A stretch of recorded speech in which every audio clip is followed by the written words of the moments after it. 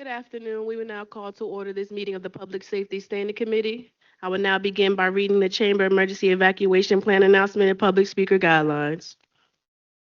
Upon activation of emergency alarm signal, all persons should immediately exit the building. Please use the exits to the left, right, or front of the council chamber or the east or west stairwells outside of the rear doors of the chamber. Do not use elevators or escalators. At the exit in the building, security will direct everyone down 9th Street to the assembly area located inside the former public safety building parking lot. Able persons should assist visually and hearing impaired visitors with exiting the building. Persons wishing to speak during the public comment period or public hearings are generally allowed 3 minutes to speak. Persons appearing before the committee are now allowed to campaign for public office, promote prior business ventures, use language of a personal nature which assaults or demeans any person, including comments directed at public officials or staff members that are not related to their official duties, or just to question staff members directly. All questions to be directed to the committee chair. Failure to adhere to the guidelines may result in speakers forfeiting any remaining time and further disciplinary action as necessary, which could include barring from attendance at future meetings of the committee for a period of 6 months. This concludes the announcements, and we will now go on to the approval of the minutes, going a little bit out of order. The minutes to be approved are from the October 28th, 2025 Public Safety Standing Committee meeting.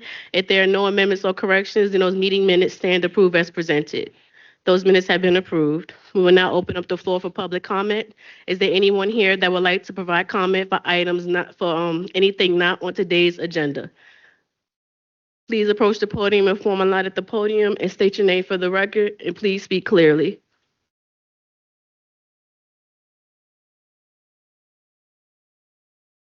Hi there. My name is Penny Page. I'm here to talk about the city's contract with Flock Security. I helped in part to organize efforts to get the city's contract with Flock canceled, and I want to make clear that I did so in effort to help efforts being led by police across Virginia and across the country. I was a little bit concerned to see in the media and other places this effort being depicted as some kind of anti-police movement, which is so far from the truth. I personally, well, I'm not speaking on behalf of my employer, I've worked professionally with the police in several contexts.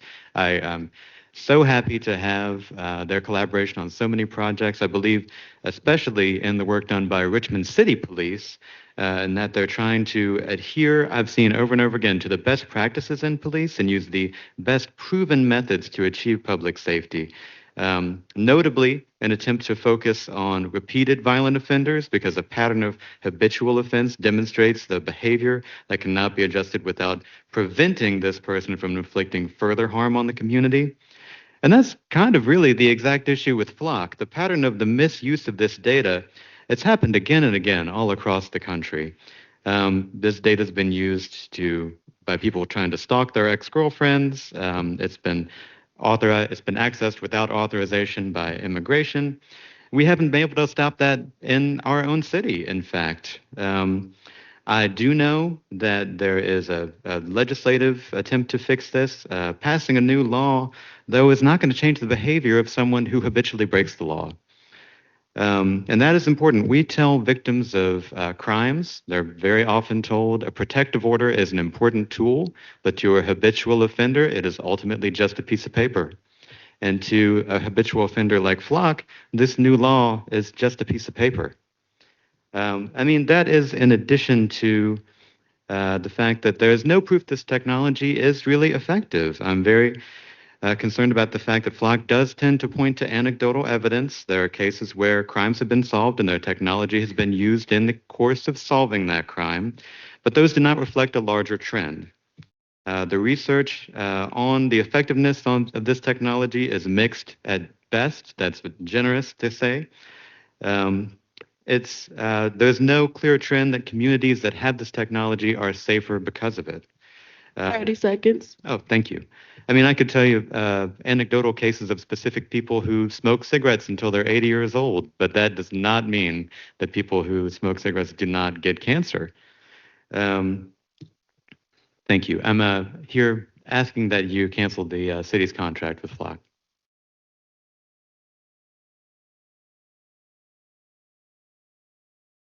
Hello, my name is Morgan Hafer. I'm a former bike courier for 20 years. I'm here today to discuss the public safety and the lack of oversight of our bicycle and pedestrian infrastructure coordinators who this is a map that New York City created for bicycles in 2005. It didn't take them 13 years, 15 years rather, $500 million, and did not produce the record deaths that we have in our city with the highest paid bike planners in the entire country. If you want to address deaths, you must coordinate with police who know what radar guns are and giving tickets by pulling people over and inconveniencing them instead of mailing them tickets, because that is not a punishment. Otherwise, they would have started mailing them in the early days, right? But speed bumps, or turning Richmond into speed bump city rather, is no solution either. But back to the bike lanes and the trips that our city council went to twice, 2 years in a row to Europe, 2012, 2013, to bring back hospitality for 679,000 people who came here. Do you see any bike tourists coming in here any summer since 2015? I think the answer is no. But if you had listened to me when I came to council, bothered looking at, news articles where I state what we needed to do to run the bike race, having been a courier, having traveled the world, going to Switzerland this summer on my bicycle for the something like the 20th annual European Cycle Messenger Courier Championships. So all you people who know a lot about bikes and pedestrian safety and policing and traffic enforcement, well, where are the results? Please address the committee chair. Where are the results? Where are the results, people? They're deadly. They're clear as day. And you people aren't riding bikes. But we're taking the people from the current planning department, opening a new department with the same people, the same mindset, and the same incompetence that has cost 15 years. But no bike map, no safety. No bike lanes, no European tourist. My business, Carbon Free Courier, is gone because why? Well, we did such a good job with that race that who would want to come back to Richmond and get killed in our streets? I mean, these streets are more dangerous than New York City, and I lived in New York City for 7 years. So it's mind-blowing that we have the highest paid bike planners in the country, and the police and the bump outs and the speed bumps. But we're never going to get results until we fix the core problem, which is addressing the people who are corrupt and running and overseeing this scam, and the people who are coordinating it on the streets of our city with no regard for life, economic development, or common sense. And BTW, I'm a Richmond public school dropout, 8th grade, but I've traveled. That is your time. Yeah, thank you.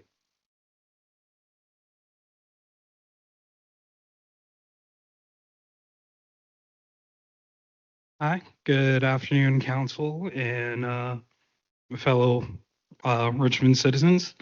My name is Mike Weish. I live in the 5th District.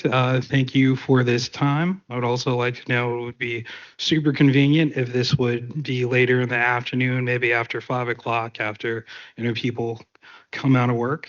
I would first like to talk about the crime review packet that was distributed out last night, and I think it was out earlier.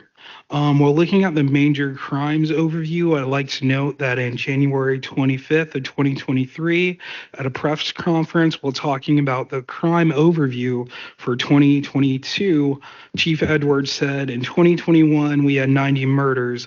Last year, we had 59, 34% reduction in murders. I mention that to show that crime has been on the downward swing in Richmond in the last 10 years. I specifically mentioned 2021 to 2022 as it gives us a picture of what we were headed towards as flock cameras were then installed in 2023. Now, as we go through the next page of the packet, we look at the devices of Flock, a third-party private interest company that is based in Georgia and is using it to track you. When I see this, I think of how does it differ from CCTV red light cameras and VDOT traffic cameras under the jurisdiction of the DMV, whose footage has been used to aid in recovery of missing, stolen, abducted, wanted goods or people in aided pursuit and in the court of law as evidence in cases. currently, still in the past. Now, please keep an eye on the bottom left photo of the car. We will return to that in a little bit. In the response to the FAQs, there are 4 parts statements that are inaccurate or at best misleading. How do we know this will not be used for unauthorized immigration enforcement? We don't. To say there's no backdoor access in FLOC is inaccurate. According to an analysis by the Virginia Center for Investigative Journalism at WHRO, over a 12-month period, law enforcement conducted nearly 3,000 searches related to immigration enforcement from Virginia's FLOC safety network. These searches 30 happened seconds. because an officer was asked and allowed someone access. Guardrails are only as good as people are willing to follow. FLOC is a vehicle, and those with access can open a side door and let whoever in. Now, remember when I asked you to remember the photo of the car? If you can go back and take a look at it, please. In the top right, you can see a FLOC logo. Same as Instagram or TikTok, when you make a post with them or use their program, multi-billion-dollar companies market products. Per FLOC contract. That is your time. Thank you very much for your time.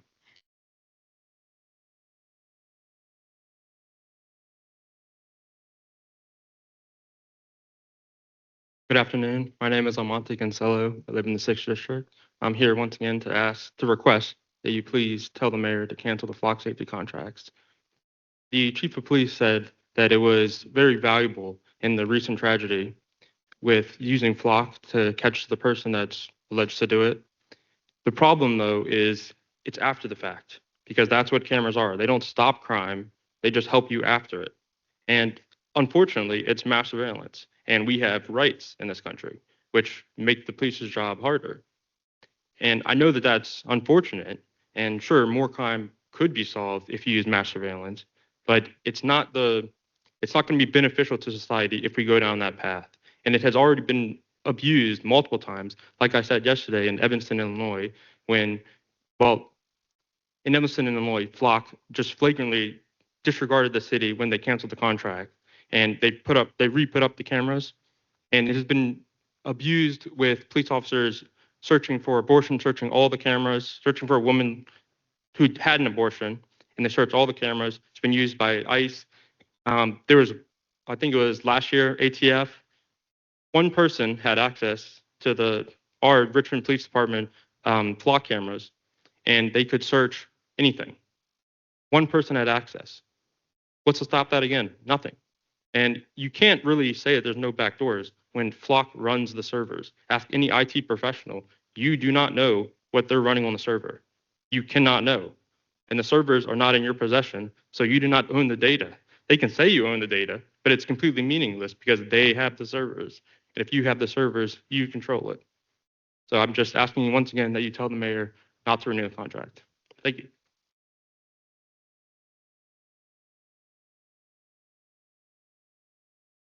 Good evening. My name is Warren Braxton. I live in the 5th District. I'm the Criminal Justice Chair for the Richmond Branch NAACP. And for the past several years, I've been serving as the liaison between Shacklebottom Bottom Nightlife and RPD. Not going to get into the actual incident right now. Others will be doing that. But I do want to speak in favor of the city keeping the flock contract. Reason being, everyone in this room, whether they want to admit it or not, has a cell phone. We all have cell phones. So a lot of the issues that people have as far as being tracked, data information, or things like that, same things happen to you on your cell phone daily. Daily. I just want us not to get into a cycle of polarized political thinking where things have to be either or. No system is perfect, including Flock. It's not a perfect system. There may be some things that need to be worked on, some things where there needs to be some safeguards. But when it's your family that's looking for something, you're going to want those flock cameras. And it's not fair that I stood with a family Saturday and watched a mother cry out about her daughter. And the only thing she wanted in that moment was to find out who killed her child. She wants to know who killed her child. The flock cameras are a utensil for the police department to be able to do that. They have been doing that. And I don't want us to get into this polarized thinking because there's flaws, we shouldn't use it. Because there is good that is done with these cameras. A lot of times we try to make the agenda what we want to make it. A camera is not going to prevent crime. A camera, it's not going to prevent crime. Over time it will, because people will start to realize I can't do things in certain areas because these cameras have proven to incarcerate people who break the law. So even though it may not prevent crime, it is significant in solving crimes. So I don't want us to get caught up in this political thinking that it has to be erased. Everybody's issue, their concerns, valid. That's how you feel. But let's work on a way to correct these things, not get rid of something that's very valuable to our city. Thank you.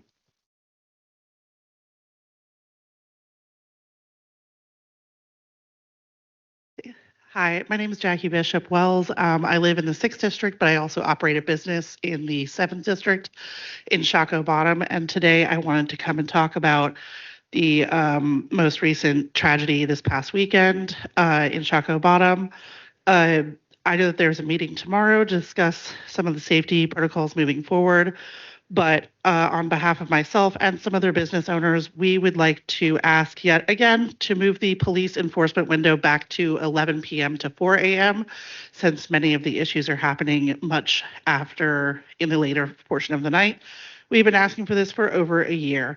We would also like to define Shockoe Bottom as an entertainment district so that we can build policy around it and code around it. If it's a defined area, then we can start to have a little bit more leg room as to what we can enforce in the area. We would also like to focus enforcement on non-alcoholic spaces and gathering locations, especially past 2 a.m. So that's where people go after the clubs have let out and gather, where other agencies don't necessarily have purview. But open drinking is happening in the streets. People are gathering, such as the parking lots and various food establishments that are encouraging large crowds to gather.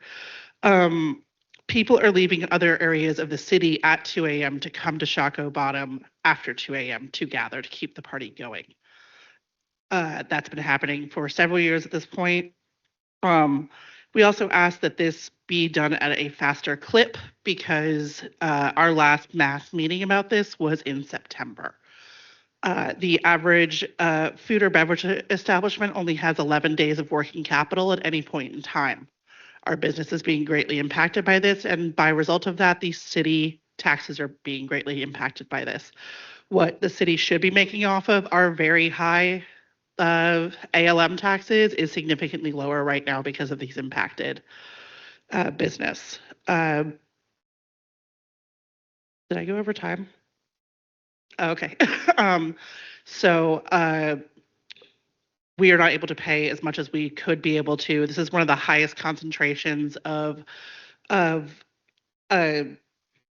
nightlife in the city, all in a very, very condensed space, which should be an asset to Richmond, and it is currently a detriment. I'm sure that there'll be other people to talk about this as well, but we're all hanging on by a thread down there.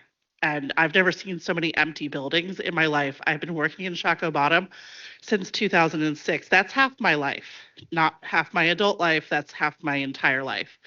And I have never seen so many empty storefronts. My neighbor just got kicked out after 20 years down there because he couldn't afford to stay. So thank you.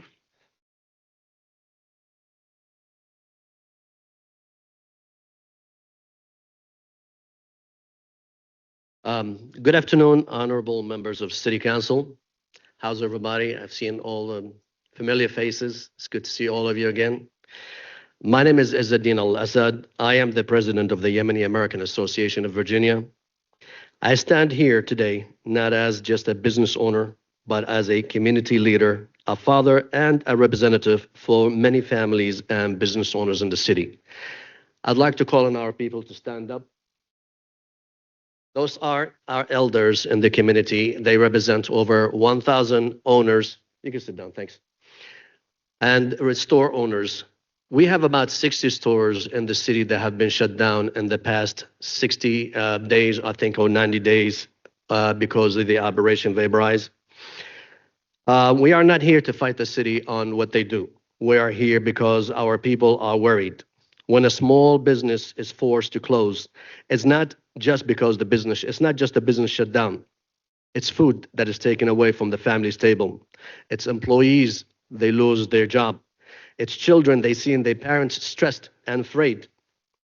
Most our store owners are immigrants. They came to this country believing in the hard work and the American dream. They're not asking for shortcuts. They are not asking to be ignored or ignore the rules. They're asking to be fairness in the law. We believe in safety, but we also believe in closure should be as the final steps, not the first response. We support on keeping public safety, and we are all for it 100%. But if a mistake can be fixed in a day or two, please give us a chance.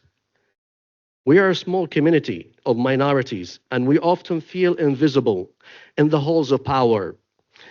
But we come here today because we believe in your leadership today.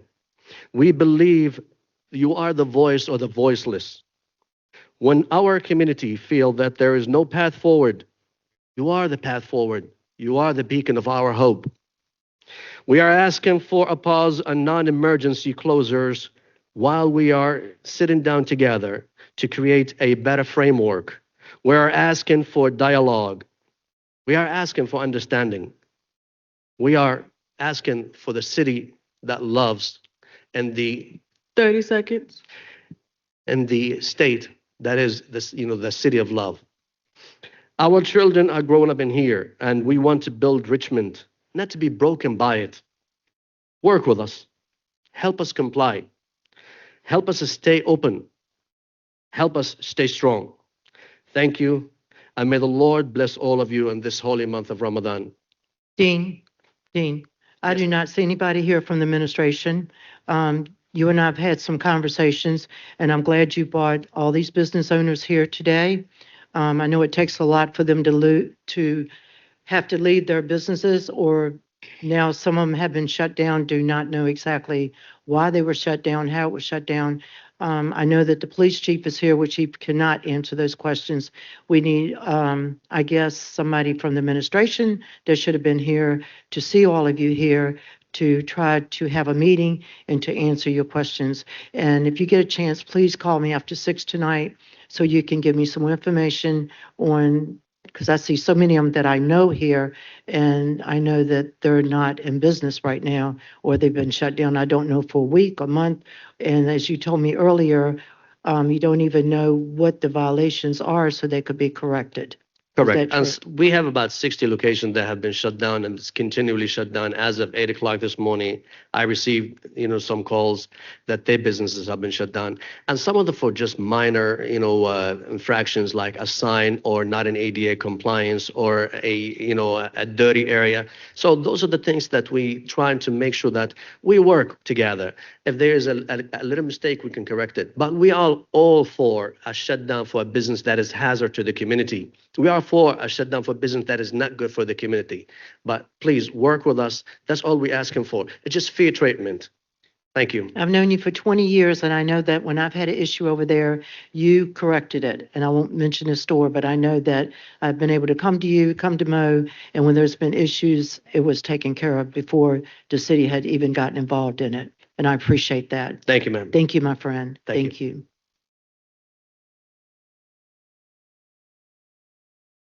Good afternoon, honorable members of the City Council. My name is Salah Al-Assad. I'm Dean Al-Assad's son, and today I'm here to advocate for the small and minority-owned businesses as well. I'm here to address a growing concern that is affecting working families, employees, and small business owners today. Let me begin by saying clearly, we support law enforcement, we support safe buildings, and we support compliance. What we are asking for is fairness in how enforcement is carried out. Over recent months, like my father said, more than 60 small businesses have faced immediate closures for issues that were minor, technical, and correctable within a short period of time. For large corporations, a short closure may be inconvenient, but for small businesses, they're devastating.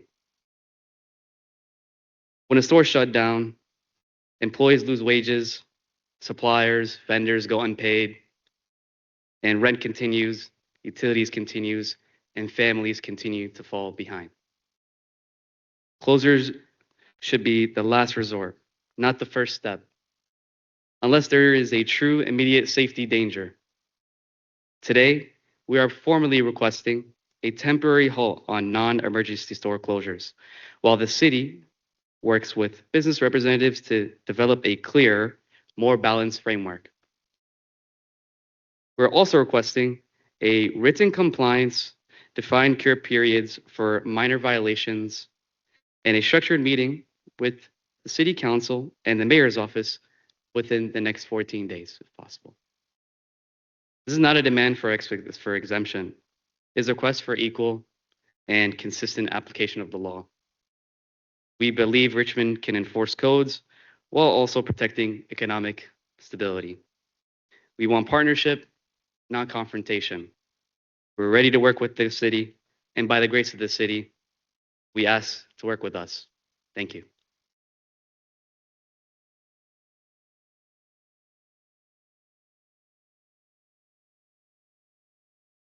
Good evening, members of the council. My name is Mohammed, and I'm a local representative in my community in Richmond. When property assessments rose, 3 councilors from the 4th, 5th, and 8th district proposed lowering the tax rate to offset the increase. Daniel Avula's administration said no, claiming it would require budget cuts. So they let the rates stay the same, resulting in a tax hike. On top of that, they slashed funding for nonprofits by millions, cutting $500,000 from Next Up RVA, an organization serving Richmond's affected youth. Sorry for my strong language, but you expect us to believe this administration supports local communities? Now, Avula's administration is targeting small business owners. It's not hard to be a bigot. It's not hard to target communities. One can demonize the Indian community, the Chinese community, whites, blacks, Arabs in the name of safety. Massage parlors, clubs with back rooms, small motels that take cash, and we all know what happens there. Even though most of these business owners are good people, hard-working, honest people, bigots will always find ways to demonize entire minorities. And since this administration took over, this type of rhetoric has been permeating through the halls of this city. This city has shut down nearly 60 stores in recent days without precedent, due process, and without safeguards. These businesses each pay thousands in sales tax monthly and employ locals. At 60 closures, we're talking about $6 to $7 million in lost tax revenue and payroll annually. And apparently more businesses are being targeted as we speak, so that number will increase. Small business owners invest their life savings. Now they're left with expired inventory, unpaid leases, and lost future income. Add to that the targeting of specific communities, and the city is opening itself up to potential lawsuits for closure in the millions. Does Avula's administration care? They'll probably just raise the taxes on local families to cover the deficit that is destroying the small business class. So please discuss that in your next budget meeting. Small businesses, we are not numbers on a spreadsheet. We hire locally, we serve neighborhoods, and keep entire corridors alive. Yet you demonize us and shutter us to make room for big business buddies. This policy will be reflected in empty shops, future budgets, and the ballot box. If there is no reciprocation, we must start being active, and we will look to support opposition leaders who aren't bigots, who are supportive of small businesses and lower taxes. The city belongs to the people who live here, not to those writing policies behind closed doors. Right now, the actions of Daniel Avula's administration mirrors that of the Trump administration, but not in our city. Richmond deserves better. The question is Avula's administration willing to change course before it's too late? Thank you. Sir, I want to say this. Thank you for coming here today. And I know you mentioned the Golden Food Market, which is in my district. And I know that I know them, and I know that they have worked with me all through the years. But do you see us 3 council members up here? Sarah, Stephanie, myself, we're the ones that put the paper in to reduce the real estate tax. Not once, but a couple of times. Our colleagues have voted us down. Us 3 fought hard. Yes, I know. It was the 4th, the 5th, and 8th district, and we appreciate it very much. And we are ready to support you guys in any initiative you have to help alleviate, the taxes and the burden on the community. Yes. And I appreciate you coming here because I know that you got a lot of development going on over there, especially near Dean's, the convenience store over there by Afton Avenue. Beautiful apartments are coming up. We've been waiting years and years. And once they build them, guess what? Your assessments go up because every time that something new is built, your assessments go up. They do not go down That's right. because Richie has to assess our properties at fair market price. That's right. So again, I want to thank you and I will stay in touch with you. I'll get your number from Dean and I'll give you a call this afternoon. Thank you very much, All right, Councilman. thank you. And I appreciate you. Thank Thank you. you. If anybody else wants to come down and speak, please get in line, please. Hey, Christine. Good afternoon, everyone in council. I'm Christine Gibson. I'm actually a resident of the 5th District, have a home in the 8th District as well, have been to the 4th District's meetings, also have a home in Henrico County. Nice to see someone from their law enforcement here as well. But just want to speak up on the tax. Yes, they're kind of taxing us out here in the city. They're going to have to do something. I don't know what the mayor is thinking. He may be daydreaming or quite confused. Not really sure which one it is, but we really need to work on trying to lower the taxes for some of the seniors and other people who just aren't going to be able to afford it. Now we'll go off to the cameras, and I think they're a good idea. A lot of people said as the Please speak more directly into the mic. as the gentleman spoke earlier and stated that, he was at a service where the mother was crying, wanting to know what had happened to her child. A lot of people may not like the flock cameras, but they do bring home a lot. When someone breaks into your home or something, or a car does something, or a truck or a vehicle, they're able to find out. I won't say that some of it may be misused, but that may happen in anything. But the fact when it happens to your loved one or someone then you're like, oh my goodness, I wish they had that camera. So it can't just be a camera for the use when it's good for you. Sometimes people will abuse things. The persons who run, hit, break in, and do things, they abuse. They take from people whom they shouldn't take. But these cameras may serve as an enforcement to help you. No, it's not necessarily going to stop the crime, but may prevent that individual or individuals from committing a crime at some later date or time. So we're looking to try to help out the communities altogether. And I would say for anyone basically residing in Southside, if you've got some cameras that you don't want in your neighborhood because you're worried about your personal, demise of someone maybe looking into your home or tracking or following you, take your cell phone, if you have one, throw it in the river. Not in the James River, but in another river where they can collect it, have a big thing about you, because it tracks you no matter what you're doing, it tracks you when you're asleep. When you turn it on, the last thing you went into, it may say, oh, are you interested in finding out what time the laundromat is open? That will come up. So you're tracked there. But just think that these cameras that they have, the flocks, they will help us to prevent anything that goes on. Our officers, our police chiefs in the surrounding counties, areas, all the way down to Petersburg, Stony Creek, and whatever, they are all trying to get crime into a better mode. 30 seconds. Into a better mode. And let's try to hope that people make it home safely. When they finish going out for the evenings, if they return home, a lot of things may not happen to them. But I thank everyone for listening, and I hope that our city is safer about this. Thank you.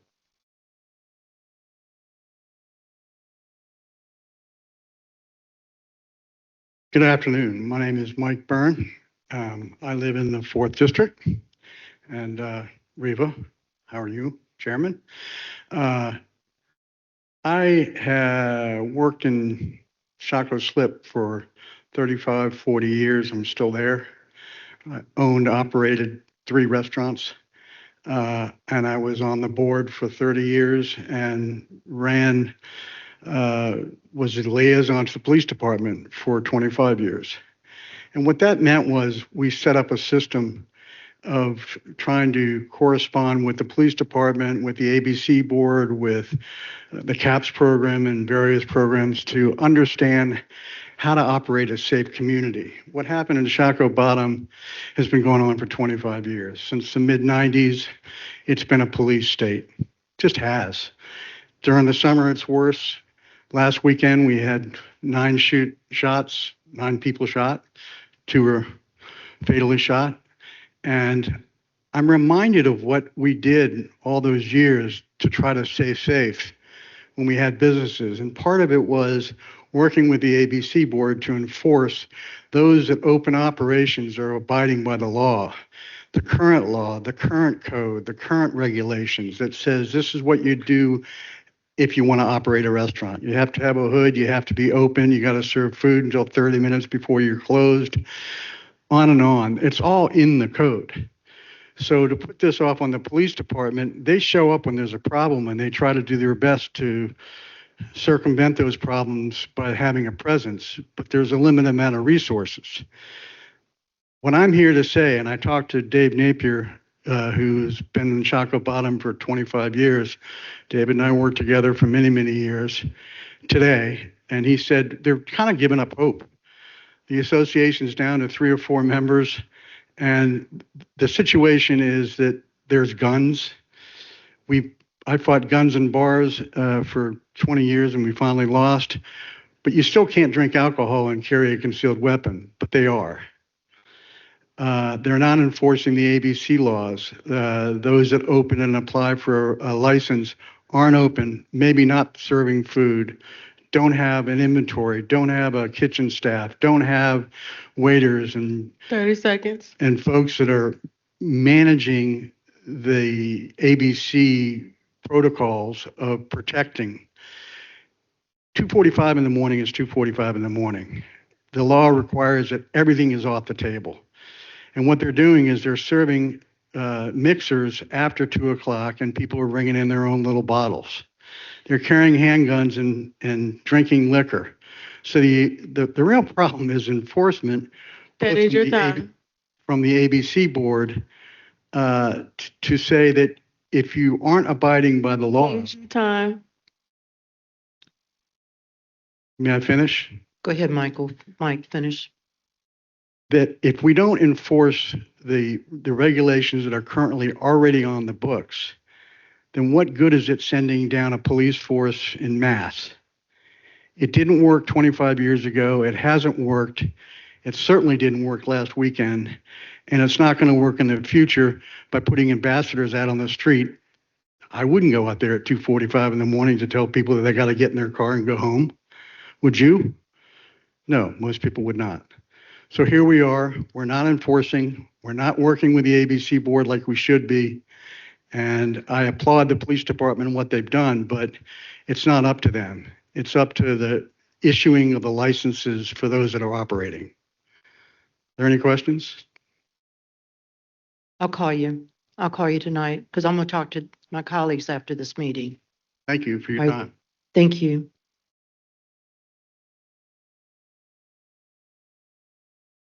Madam Chair, members of this committee, and President Dr. Nubia, and all those that are assembled today, my name is Charles Willis, Executive Director of United Communities Against Crime, and I have a number of issues and concerns that I want to bring forward, and I'm going to try to be very brief about it.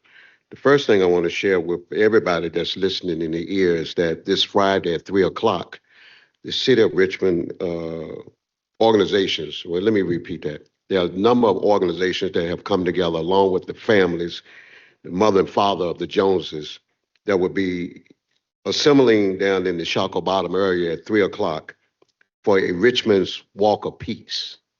That Walk of Peace, we would assemble at 18th and Main, and then we would proceed to walk towards City Hall right here and meet on Marshall Street, where Mayor Avula will address the families and communities, and we invite everybody else in the sound of our voice to join us for that. But I want to share with you about something that's very dear to my heart, and many people have came before you, Madam Chairwoman, to share about the flock cameras. And they talk about what it coulda, shoulda, woulda.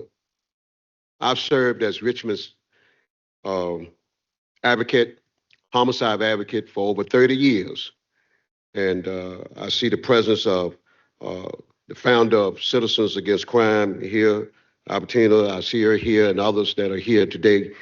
And one of the things I share with often, I say it jokingly, but I'm serious today. If I smell it, I'm going to tell it.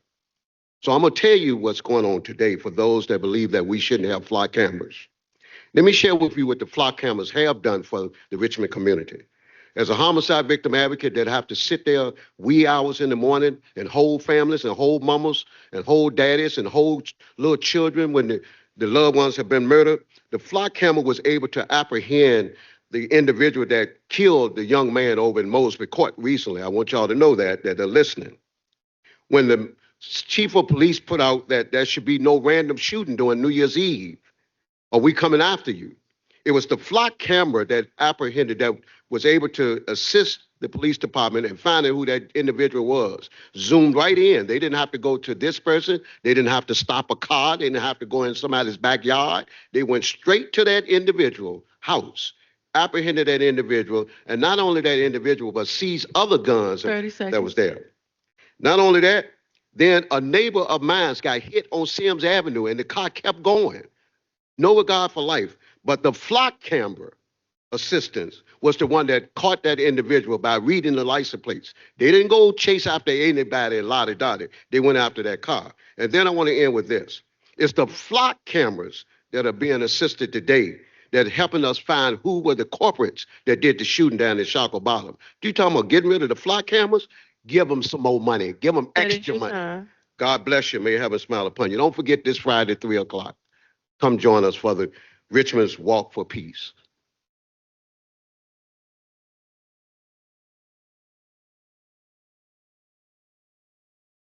Hi, my name is Defa Sali, President of the Arab community in the state of Virginia. Please speak more into the mic. My name is Defa Sali, President of the Arab community in the state of Virginia. Hi to every one of you guys.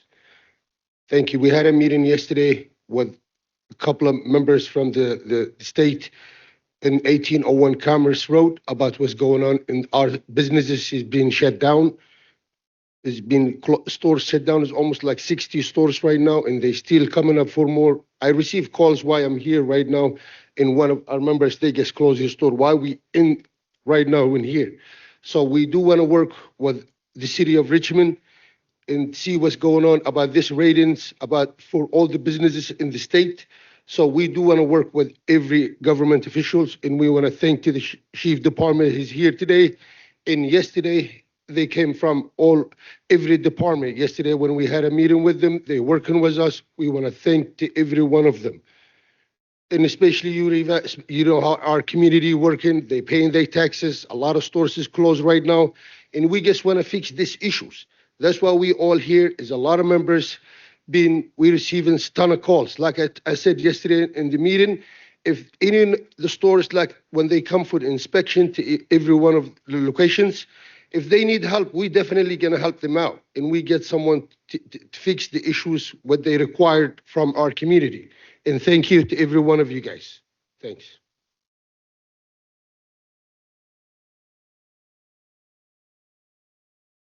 Hello, councilors again. I have a local business owner from our community.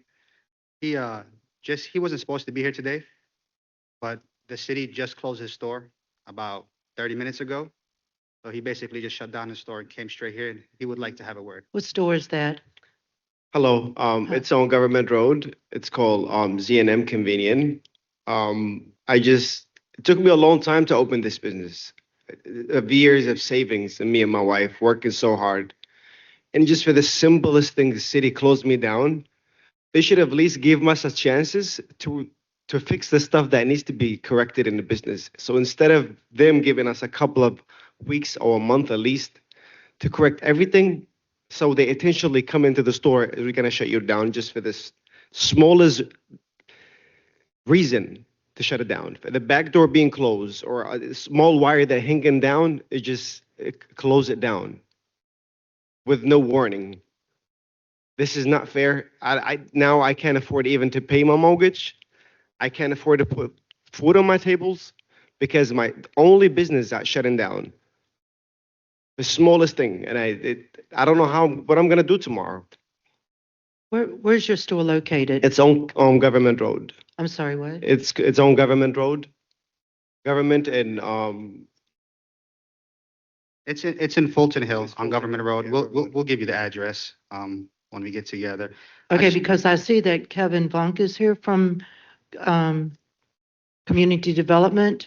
I was hoping that somebody from the mayor's office would be here because I'm not going to go there, but anyway, I think it's a damn shame that the CAO or somebody else is not here to hear all of you and listen to you all of you to know that you all are business owners, taxpayers, and I know that there's been some issues in some of the stores. I do know that. But still, it's a way that if you're saying that they just came in there, no warning, no nothing, and just shut you down, I don't understand how that will happen. Because I will tell you right now, I got some issues in my district that's been going on for a few years, maybe 5 or 10 years. Not a convenience store, but another kind of business that they're still doing things that I'm not happy about, especially when it's only like 3 blocks from my house. So I think it's a shame that the CAO, as I just said, or somebody else is not here to speak to you all. Go ahead, Sarah. Could you please state your name for the record, sir? Zachariah Maxer. Thank you. Yeah, and if I was just say, I've known Zachariah for a long time. He is one of the younger members of our community that is just literally getting on his feet, he's opening his first business. And I know for a fact that he is going to struggle to pay the landlord and his rent and his mortgages. And we're probably going to have to pull together as a community just to keep him afloat. And we cannot keep doing that for everybody that comes to us. It's becoming very stressful on us, on the city. And it's even worse when we have hundreds of members saying that they're not going to open businesses in Richmond anymore. They want to open in the counties and they don't want to come to the city. And it's not good, now, and it's not good in the long run. We need to really try to nip this in the bud. We appreciate you listening to us. Thank you. I appreciate you.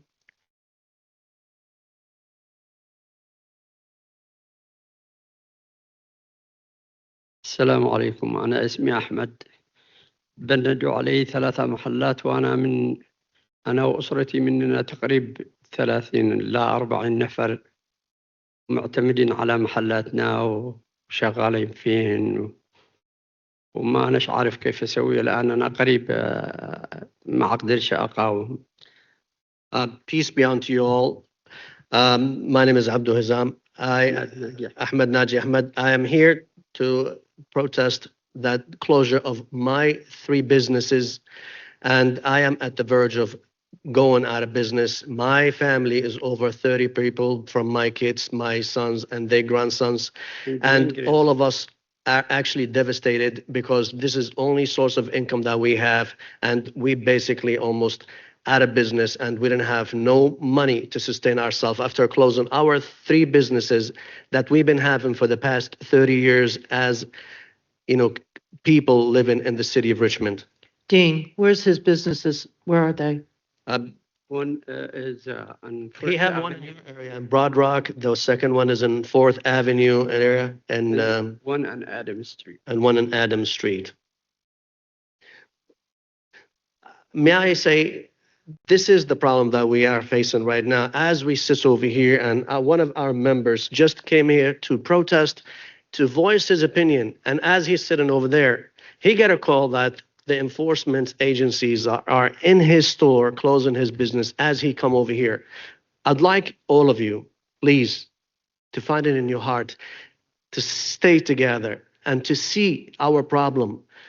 We don't want you to forget this problem, because this is over 60 stores, over 200 families devastated.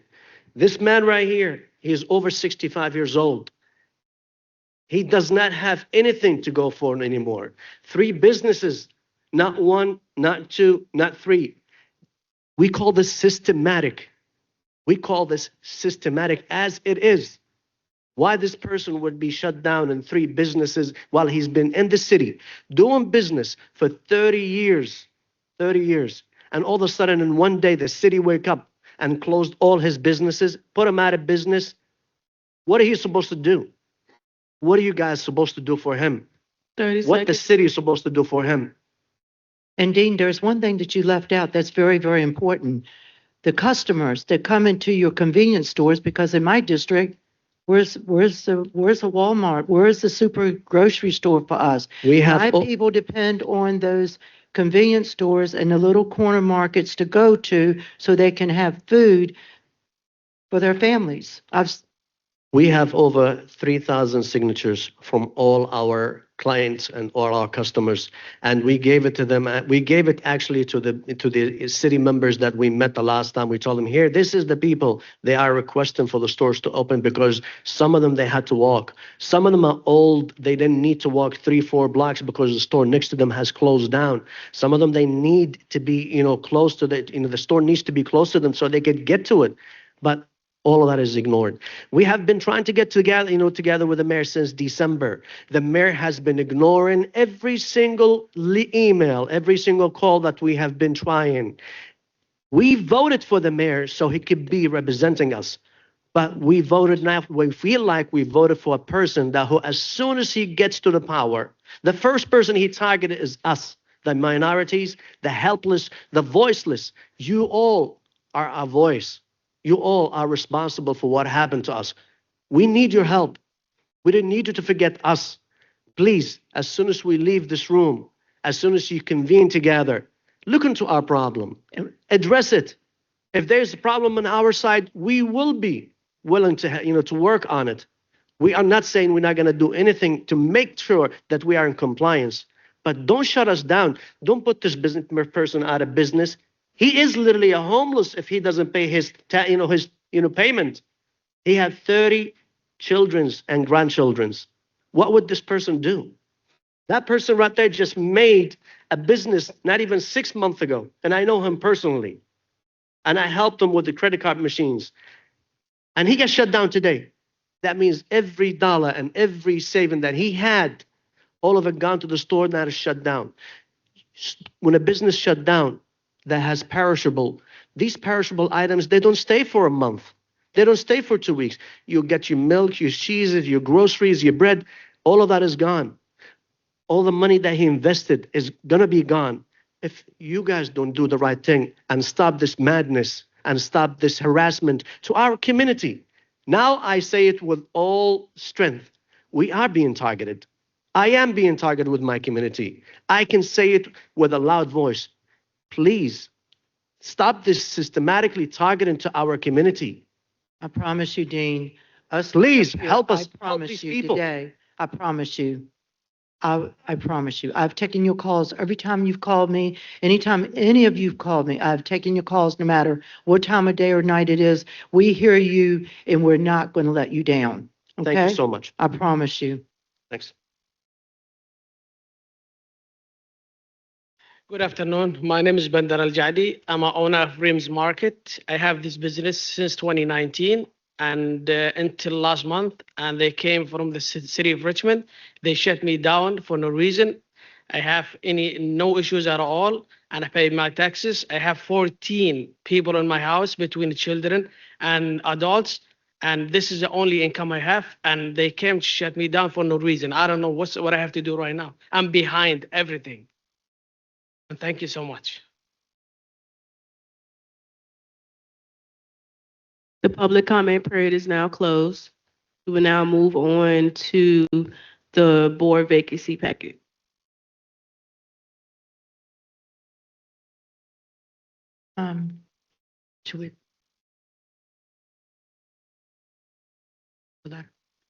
Gentlemen, before you leave, you may want to, DCAO Wiggins and Director Vonk from Planning are right there in the corner.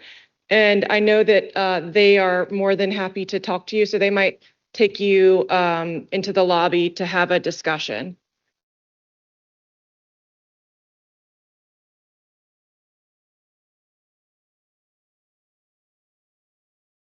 Good afternoon, Chairwoman Trammell, Vice Chair Lynch, Ms. Abu Bakr, Council President Newbill, Pamela Nichols, Council Management Analyst. The vacancy report before you this afternoon consists of current and projected vacancies through May of this year. And we're going to move through this swiftly, starting with the Community Criminal Justice Board. For an attorney for the Commonwealth designee, we have a reappointment application from Crystal Fitzgerald.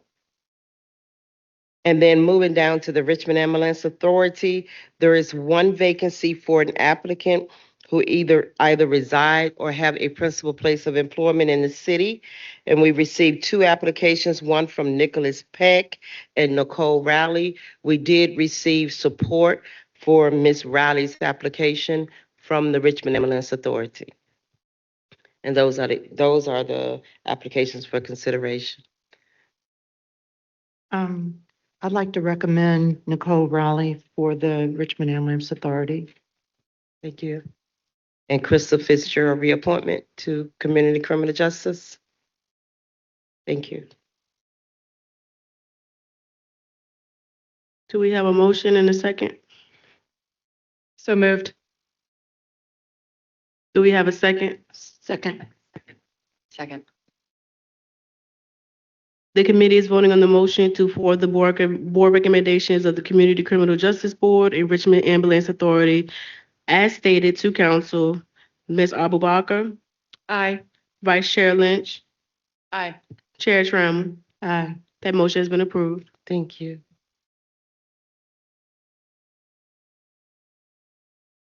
We will now move on to the papers for consideration. We only have one paper for consideration this afternoon. Item 1, Ordinance 2025-287 to amend City Code concerning the traffic signal enforcement program for the purpose of establishing the manner in which civil penalties are allocated. That paper is before the committee.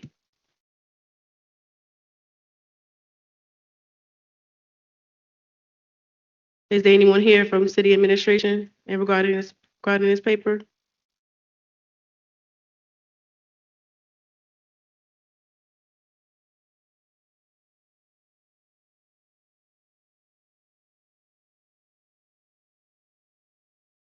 Good afternoon, Chair. Trammell, I'm Rick Edwards, Chief of Police. I can speak to this item. It is the hope that we will be able to use funding for Vision Zero to facilitate Vision Zero.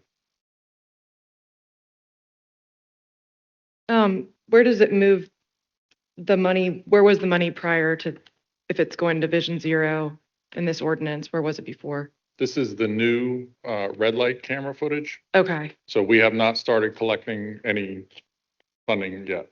Okay. Thank you. We will now hold a public hearing. Is there anyone here that would like to speak in opposition to item 1? Chief. Is there anyone that would like Stephanie had something. to speak in support of item 1? Madam Clerk, I think Stephanie had a question for the chief. Do you want me to close the public hearing? We can. Thank you. Okay, the public hearing is now closed. Bring it back to the committee. Just a quick question, because I know we had some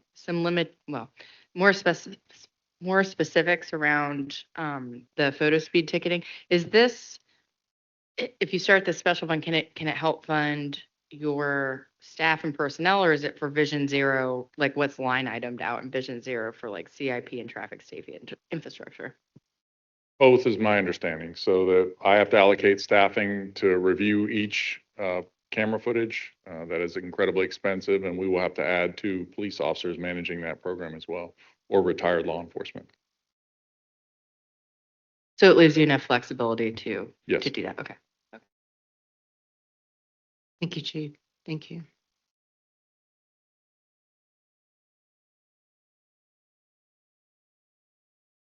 How would y'all like to proceed with this item?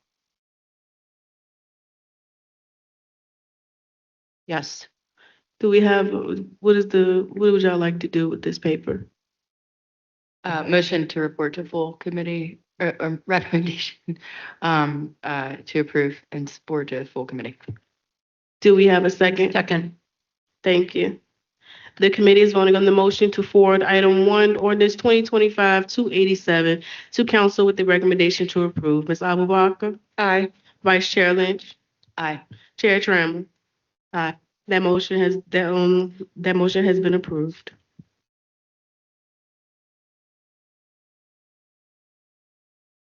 We do have 2 presentations today, one for the Richmond Police Department 2026 Crime Statistics Review from Chief of Police Rick Edwards.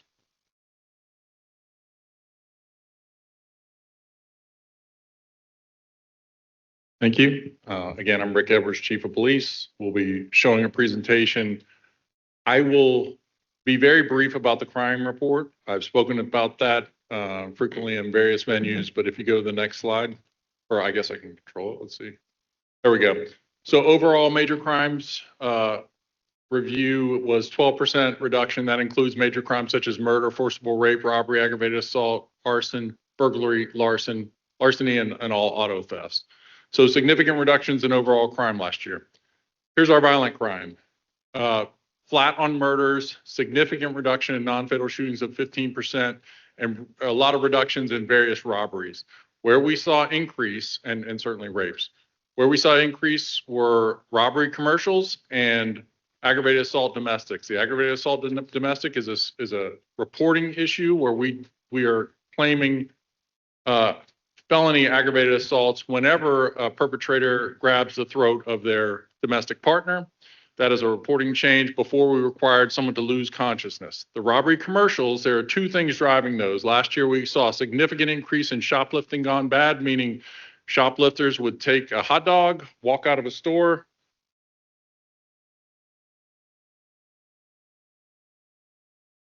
I'm hearing some feedback. Is that better? Okay, so a shoplifter would steal a hot dog, walk out of a store, would be intervened by either a clerk or another patron, and use force or the threat of force, and immediately that turns into a robbery commercial. A third of those were that. The other third were a topic that was being discussed earlier, which is vape shops being targeted by robbers. So that is a significant increase in that. All good news with the exception of shoplifting when it comes to property crime. So property crime saw a 2% increase, everything else significant reductions. And that was our focus last year, to try to reduce some of the property crimes, including motor vehicle theft, which as you know, has been a challenge for the last 3 years with the Kia and Hyundais. We're fixing that problem. So now I want to talk about some of our technology. This was a topic last night at City Council. And I want to start by saying, the Richmond Police Department is not beholden to any company. We have contracts with certain companies to include Flock, but I'm not beholden to them. If they don't meet our needs, we have a yearly contract, we will go to another vendor. I am convinced that the technology is helpful, but I do want to talk about something that is often conflated. So these two technologies, the school speed zone cameras and the red light cameras that are just coming online, by code, these cannot be used for any other investigations. So these are what I would term a black box. They go nowhere. We can only investigate the specific crime. So theoretically, a murder could take place in front of one of these cameras and we are not allowed to access them. That's how the code was designed. So now I'll talk about our current camera technologies with the vendor Flock. So there's two different kinds, Flock Falcon and Flock Raven. So Flock Falcon is what most people think of when they think of Flock. That's automated license plate readers. Flock Raven is gunshot detection and other crash detection. This is what an operator sees when, and this was discussed last night as well, what Flock does is identify a license plate, location, date, time, make, body, color, unique identifiers such as stickers, toolboxes, types of tags. It doesn't have any personal information. DMV is not connected to this system and it does not show images of drivers. So this is what we get. And this is a specific case that I had from 2022. So this is involving the murder of Tanasia Humphreys, age 15 in Gilpin Court. Tanasia was an innocent victim walking through the streets when two vehicles drove through Gilpin Court, shot an individual. They shot back and she was caught in the crossfire and killed. That case would not have been solved but for this technology. We had camera footage out there. It was not high resolution. Detectives were able in 2022 to use these this technology to help identify the cars and the operators of said cars and make arrests. 2 individuals were arrested who got life in prison. 3 others were arrested and got significant prison terms, in part because of this technology. This is what an operator sees. So you have to put in different types in the field, like endangered person, human trafficking, wanted person, stolen vehicle, stolen license plate, or other criminal investigation. Those are the only reasons you can query Flock. Now, some of these, it also enables you to do what the vehicle fingerprint what I was talking about. Some of the unique identifiers that don't meet that, you can add that to try to search for it, like color or bumper stickers in certain locations. So a lot of the concerns that members of the community mentioned, and I want to take a minute and talk about last night. I have spoken about this technology publicly. I've met with anyone who wants to meet with me on this topic. We have nothing to hide. And I want to say that the activists who spoke today and last night have a point. They have a point. This is very powerful technology. That's why myself and other chiefs of police around the Commonwealth went to the General Assembly.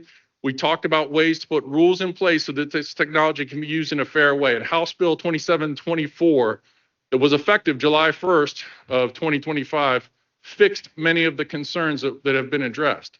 So first, it delineated what it can be used for, which is a defined law enforcement purpose, criminal investigations, wanted parties, or missing persons. The second, it made it, for the first time, a violation of law for it to be misused, including class 1 misdemeanor. Previously, it would be a policy violation to do it. Now it's against the law. And if we learn of one of our operators using it, we will enforce the law, not only the criminal law against that member, but also the internal policy violations. The other thing that changed that we had to give a bit was previously it was 30-day retention period. That was lowered in consultation with elected officials to 21 days. Then it is completely purged. On the 22nd day, we cannot go back, and Flock cannot go back and retain that data. The other thing, and Virginia and California are the only two states that do this, was we limit access to our cameras to only, since this date, only to cameras, LPR cameras within the Commonwealth of Virginia. We cannot share it with federal authorities any longer. Local law enforcement can only share that with people you choose to share it with inside the Commonwealth. We cannot send it to other police departments in other states, as was the previous mandate.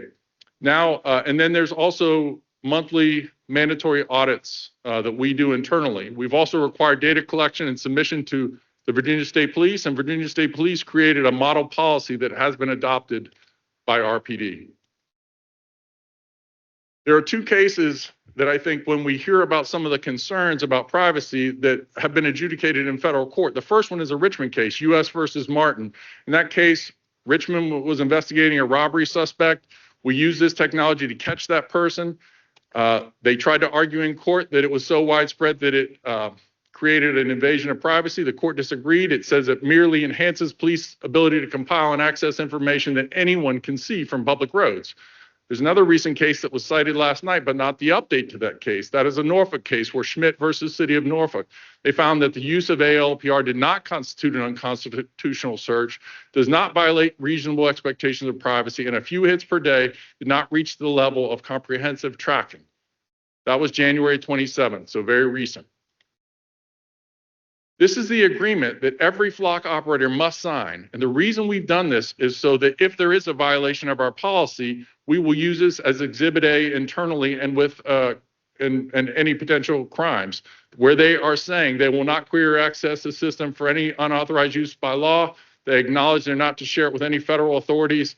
They're not to download it for unauthorized purposes. This is a check on the system that if we do find a violation will be key in showing that the person knowingly violated the policy.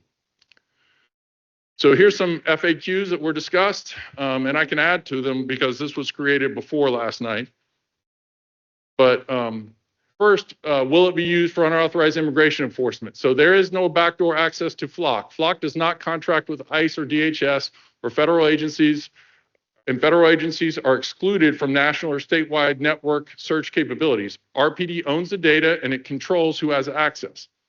Now, I'd like to take a minute to talk about something that I brought to our community's attention last year, which was we had a supervisor in our real-time crime center had given access to an ATF analyst in February. Unbeknownst to me, it was not escalated to supervisors. And at the time, ATF, it never would have occurred to us that they would be deputized into immigration enforcement, but unfortunately they were. And they did use that technology as part of informational packets for searching for people related to ICE. So once I learned about it, it was immediately shut down. We do not have access, and now it is illegal as of July 1, illegal for us to share that with any other federal agency. So we have solved that specific problem. So does ALPR data capture personal information? The answer is no. Some systems link to DMV, they link to other databases. Ours does not. So we don't, all it simply does is create that queryable picture that you saw, and then after 21 days, it's completely deleted. How many does RPD currently have? We have 99 fixed ALPRs and 2 mobile ALPR devices. So 99 fixed. And we get questions about that. There are gunshot detection throughout the East End that look similar to ALPR, but they're not. They're black in color. They have the solar panel, but they are not capturing that data. So is it used to surveil protest activity? The answer is no, not for First Amendment protected activity. There was an incident where RPD did use that as a query, but it was related to crimes that occurred during a protest of graffiti. So someone in a black truck used graffiti, and an analyst queried it for that purpose. No arrest was ever made in that, but it was mentioned in an article. Has Flock data been breached? Flock has no known cloud data breaches and has never been compromised. Flock uses CGIS-aligned controls, including encryption. What about the Condor camera? So there's videos online of cameras being viewed live, 60 of those cameras. They were not LPR devices, but Flock immediately looked into this and took those cameras offline to correct what they termed as a configuration issue. No recorded video or databases were accessed during that breach. Can it be used to track people, to track a citizen not involved in criminal information or activity rather? ALPR by law cannot be used for criminal investigation, for anything other than criminal investigations. Further, the scope of RPD use of ALPR is limited to 99 fixed, which are clustered in certain areas of the city. There's over 1,500 streets and thousands of intersections. The federal courts have ruled that the scale of ours does not pose privacy or Fourth Amendment violations. Finally, how does Richmond compare with other jurisdictions in terms of numbers or densities of LPR? Now, based upon publicly available disclosures by other localities, we're in the middle to lower end. So Richmond has 99 fixed LPR devices. That is 4.2 per 10,000 residents for a total population of 235,000 residents. So based upon that, and I'll speak about that directly. The police officer in me would love to have more of those because we would be more effective and efficient. But the case we had with Judge Payne in federal court, he remarked that the reason it was ruled in our favor, we do not have them everywhere. It doesn't track people throughout their day completely. So, and then if a citizen complains of misuse, can RPD audit access? And absolutely, that's why I mentioned the form. If we were to get a complaint from a citizen, say from what has been referenced before, an ex-wife, ex-girlfriend saying, I think my police officer or some analyst boyfriend is tracking me, we can audit that very easily. And if we find it wrong, I will make the public aware of it. We will make a referral to the Richmond Commonwealth Attorney for a Class 1 misdemeanor charge, and I will certainly take internal steps to take access from that individual and move forward with discipline. So first, I'd like the family of Marvin Ramos Hernandez to please stand up. They've joined us today.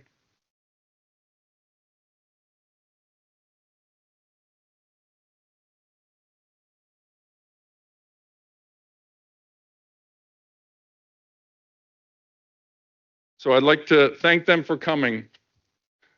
Some of the things that have happened yesterday, it was odd for me to listen because some individuals talked about the fact that this is an omnipresent technology that's tracking everyone, and some people said it doesn't work. Well, it's got to be one or the other. And I can tell you as the police chief of this city that it works. So Marvin was a 39-year-old innocent person at the Lindo Market on February 7th, 2024 in your district. He was just working and he was gunned down in his restaurant. This is what our officers started with. So I was at headquarters when I heard this terrible thing happen. I start responding from 200 West Grade Street to Broad Rock Boulevard. That's when our detectives quickly learned this is the image of the two persons. Now you can see it's a blurry image. There is a picture of a car there. We can't make out the tag, but we can do a search based upon the make and model and some of the unique identifiers in that car. And I did not choose to show video of this incident because it is traumatic, but you can see the robber chasing the victim in this case throughout this restaurant, which had a lot of people in it, innocent people. He shoots him and then walks back calmly. You can see the clothing he's wearing, the gun still in his hand as he leaves. 33 minutes after Marvin was pronounced dead, this is what happens. This vehicle was searched by officers, and the 2 suspects were apprehended in Southwood Apartments after a flock ALPR alert. 33 minutes. Not only are they safer, our community is safer because they robbed 2 other stores during this time as well, and thankfully didn't kill them. Not only did we collect that, but we found the murder weapon still on his hip. And I can tell you that this result, we may have solved this case, but I guarantee it wasn't in 33 minutes, and it may not have been without other victims. Now, I will talk about the murder of Darnell Christian, 63 years old, killed in the 1500 block of Coulter Street on March 28th, last year. Well, first, let me go back to this. One of the things that's so important about this is vehicle is a pretty generic looking vehicle. And our officers have the authority, if this description's come out, to stop any dark colored SUV fleeing the scene. We can stop those cars at gunpoint. We can do felony stops where we're ordering people out like these gentlemen are ordered out. Except if it's the wrong car, we're alienating our members of our community. We're stopping people that had nothing to do with it, but just happen to match the description. As a chief of police, I hear that often from our community. They don't want to be targeted for matching the description. Just because the vehicle looked like this common vehicle, we could have stopped those cars and lost trust with members of our community. Not only is it safer for the community, but we can be very strategic in who we interact with in this kind of where we're pointing guns at people. That could have been a car that could have been driven by a soccer mom or city council member or a police chief and stopped like that. Instead, it was stopped 33 minutes after the occasion, after the death of this victim, and done so in a way that was professional and safe for our officers and kept our community safe. That's one benefit of this that never gets discussed. Now I'll talk about Darnell Christian. So Darnell Christian was in the 1500 block of Coulter Street. And again, I'm not going to play this video. It is disturbing, but it is important to see. If you look at the right picture, that is the suspect in this case shooting Mr. Christian. In front of every one of those blocks on the left side represents 1 or 2 or 3 people that witnessed this. And I'm going to talk about why that's important. So I blocked that out. You can see at 6:09 p.m. This is when this occurred, 1809 in military time. This is what the flock hit showed of that car. The left side is the car leaving the scene. The block there is our victim laying in the ground.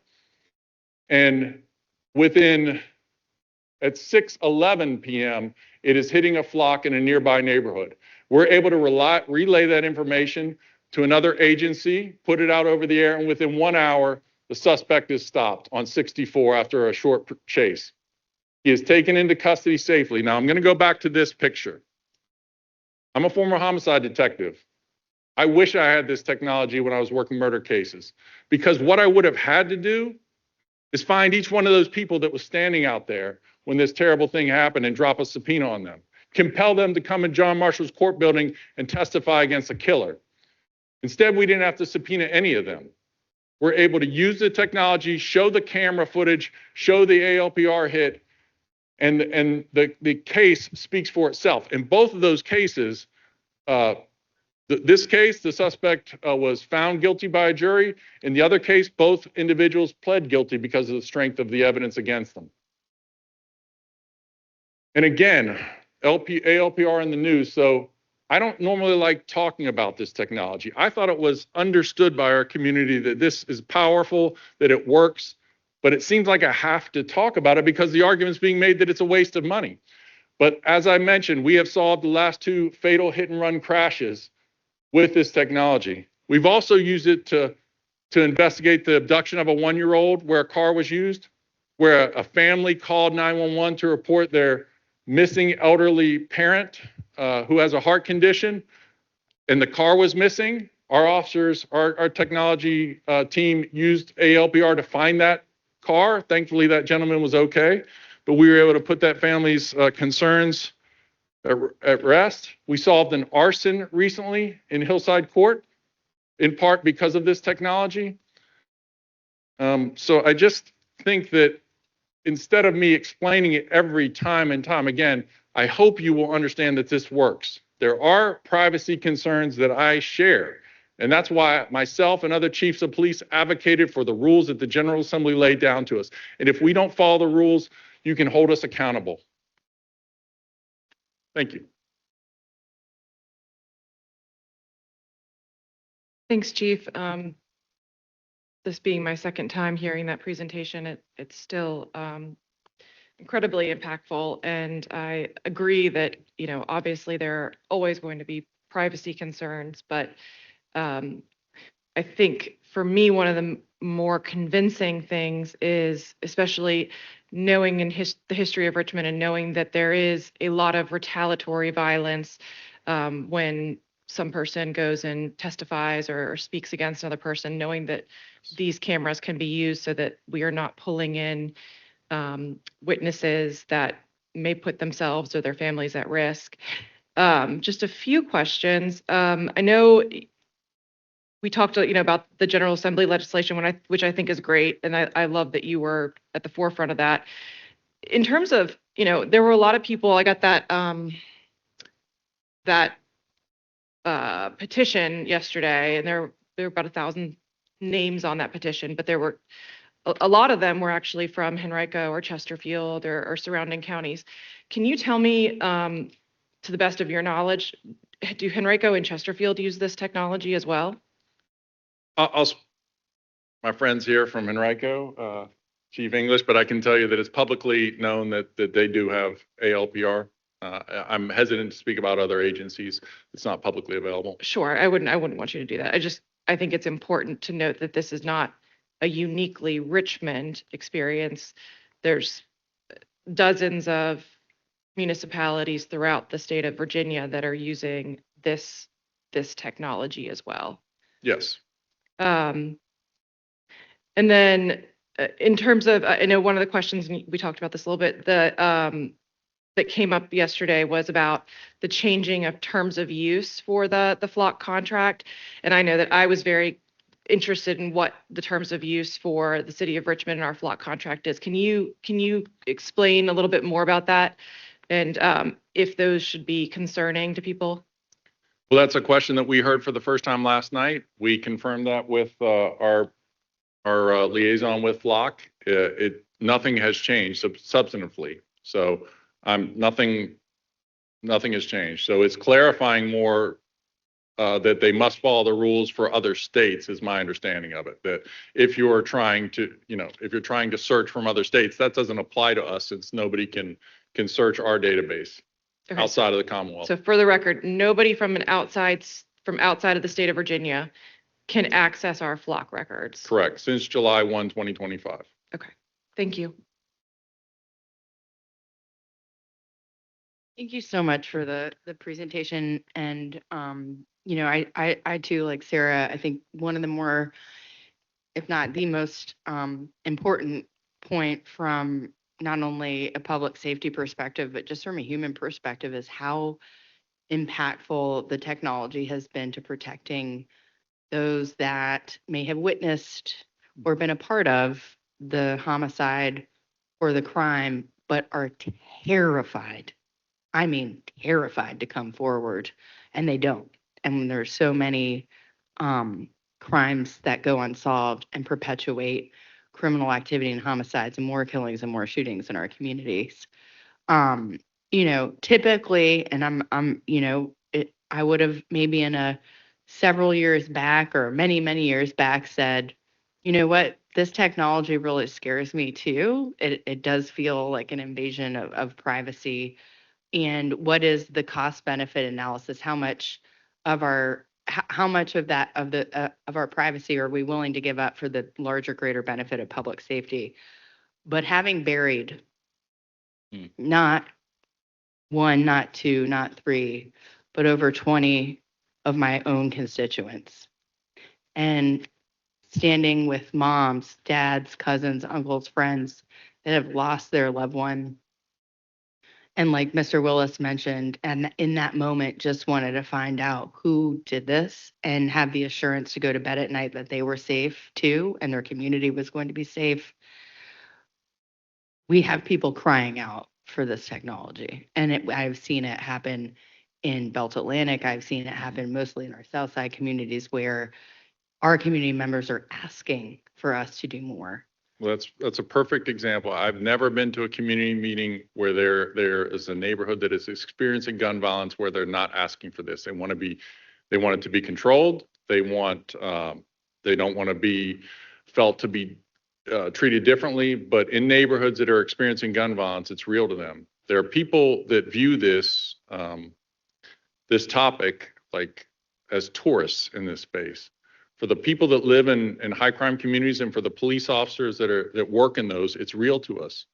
We're the ones that have to see dead kids. We're the ones that have to talk to children about how to be safe. I told this story the other day. I had totally forgotten about it, but I was walking in Gilpin Court and there was an 8-9-year-old little boy who came up to me and he said to me, they were shooting last night. And I asked him, well, what did you do? And I thought he was going to say, oh, I got on the ground or I ran. He smiled at me and said, I got behind the wheel well because the engine block stops bullets. Now, when I heard that, he was smiling. He was proud of himself for saying that. When I heard that, I know what happened.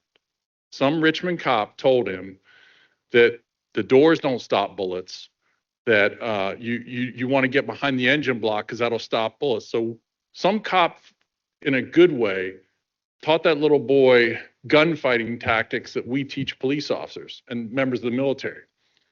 And it shouldn't have to be that way. My son never had to learn that. So when people talk about this technology, particularly folks from outside of these neighborhoods, it's frustrating because they've never smelled the gunpowder that's still in the air. They've never placed a chest seal on someone who's taking their last breath. It is an academic endeavor. It's real to us.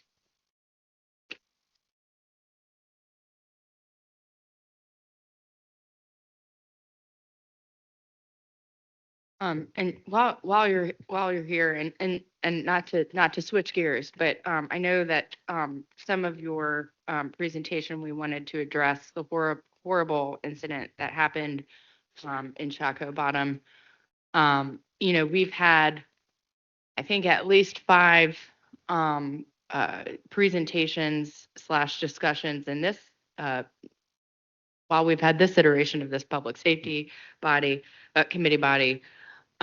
We've talked about various solutions and have asked, I don't know if Mr. Vonk is still here with us, but have asked for recommendations on, various levers that we had to push, not with just code enforcement, but, potentially, I think we, really were looking to see the outdoor refreshment area or entertainment district established so that we could have more control over the entry points, the safety, and then of course banning firearms. So hoping to have some discussion on that today. And also thank you for the work that you have been doing. I know our colleague, President Newbill, is with us and is just right in the thick of it, doing the hard work. So want to thank her for coming today and being willing to share what you're going through. And we as a body want to say that we're with you and the community, and thank you for the work that you're doing to try and solve this. So President Newbill and I met today. I'm sure she can discuss some of the options that we're talking about in the near term, longer term. When it comes to gun-free zones at the General Assembly, unfortunately, that has been pushed until the possibility till next year. There are some legislation that I support, particularly House Bill 110 and Senate Bill 496, which deal with leaving unattended firearms in cars. When I talk about Chaco Bottom, it is the #1 place for guns to be stolen. And without going into too much detail about this weekend's tragedy, some of the individuals involved in this incident went back to their cars and got guns. You cannot walk into a restaurant or club in Shockoe Bottom with your firearm on you. You will be wanded and checked. So all of the guns are left in the cars. But when this fight popped off, members of the public went there. So I think that could be something that could be beneficial to us, to hold people accountable for bringing guns and not attending to them. Dr. Newell? Thank you, Chief. Thank you,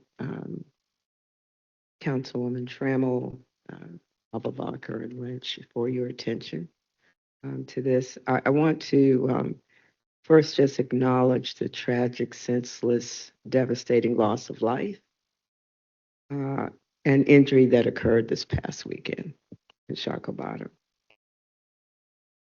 I would like to express my sincere condolences to the families of those who lost their loved ones, and just well wishes for speedy recovery for those who suffered injury. I want to thank the chief. We have been talking and meeting, and actually have a meeting scheduled for tomorrow at Main Street Station with our Shockoe Bottom businesses. I think one is still here, as well as an advocate, Mr. Warren Braxton. I think Jackie has departed, but President Newbill, could you please speak more directly? I will to do the- better, ma'am. I'm sorry. I'm Thank just you. having a, give me a moment.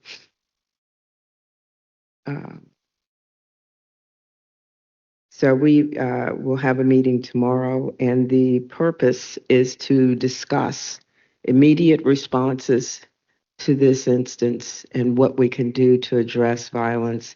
And I said, I met with the chief as well as the director of Justice Services. I'm not sure if Mr. Hopkins is still here, but met with both of them. And so short term, and the chief has referenced some of this, installation of cameras this weekend, additional in the parking lot, additional officers, for example. Intermediate, really looking at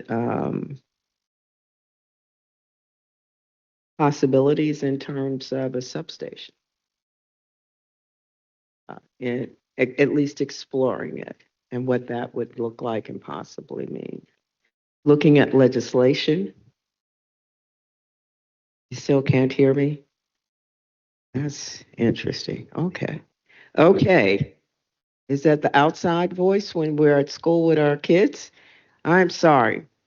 It took me a moment on the front end. I apologize. But meeting with our Shockoe businesses, our other partners, again, to talk about immediate responses to improve and to address violence and facilitate safety in the Shockoe Bottom area, some of which the chief has mentioned in terms of installation of some additional cameras, additional officers on duty, more immediate, and some other things we'll discuss tomorrow, as well as exploring possibilities like, can a substation be located there, and what would that mean, and how would that assist?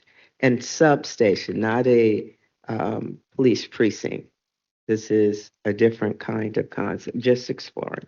Looking at programs that have been utilized in other cities, like the Ambassador Program and other items. Looking at legislation that would assist with addressing challenges there. But the goal is to share, to hear from the community, and to really map out strategies, immediate, intermediate, and long term. Chief, I was trying not to get it, I mean, because it's exploratory and we do want to have those conversations with the community. Yes. Thank you, Councilwoman. Thank you, Madam President. Just quick question, diving in a little bit to some of the things that we can solve for or that are in our purview. If we do, and this is probably more of a legal question, if we establish, my understanding is, and why we've been kind of fixated on the outdoor entertainment or the outdoor refreshment area as a solution, is because essentially that's like having an event permit. So when you have an event permit, you have more, obviously more purview, more control. In our public parks, for example, we're allowed to say, you're not allowed to have firearms. In our public spaces, you're allowed to say you're not allowed to have firearms. So the event permit, it's basically in the eyes of the law, the ORA is an extended event permit. It's like a permanent event permit. So if that permit says, if we have that in our authority to say you can't have within these parameters, you can't have firearms, is that a way for us to have a more controlled, not only control over, open carry of firearms, but you also get the controlled points of access and entry. So from your perspective, one, is that like, can you validate that from a legal perspective? And then two, it sounds like a reasonable solution. What is the administration's position on that? What's your kind of perspective on that? So I won't speak for the city attorney's office. I will say that the advice that our team has given us with that is it's a one-off, and it's designed to be a one-off. If we use it every Friday and Saturday, it no longer is a special use permit. It is just a gun-free zone. So it leads us back to the legislation that I think has to come from General Assembly. So if we were to use it for one time, that makes sense. That's what it's designed for. But if we were to use it as a workaround, I don't know what Greg will say, but that's the advice that we've been given. It may be considered invalid. The way that the code is written currently, it does allow for the language in that permit to remain indefinitely. That's, the establishment of an ORA basically says indefinitely until in perpetuity, until the ORA is not removed. The guidelines or parameters that are set forth, and there's a whole kind of series of requirements in the language, community input, agree, such percentage of the businesses in that district have to agree, it has to be put, all those things. But if all those conditions are met, I guess what you're saying is someone could challenge the city and say, this is not the way that the law should have been interpreted. Is that There will correct? certainly be if we were to charge someone based upon that, first I would have to meet with the Richmond Commonwealth Attorney to ensure that her office would proceed on such a charge. And we would be exposed to civil litigation, obviously. Second Amendment folks would fight us on that. And I think we need to be on very strong legal grounds before taking that step. I think it would take a lot to secure that. But as Councilmember Newell and I discussed, while that's not going to solve all of our problems, because the real problem is really the same thing we're seeing with pop-ups, where people pop up and are intoxicated, fights, and they're all armed. But it could solve the problem for this very special neighborhood in our city that, obviously is historically significant, with the potential of the new museum will be a national tourist destination. And I think it is incumbent upon me as the police chief to ensure that is safe for visitors from around the country. So I would love as many tools as possible. But I think we just have to dot our I's and cross our T's with that.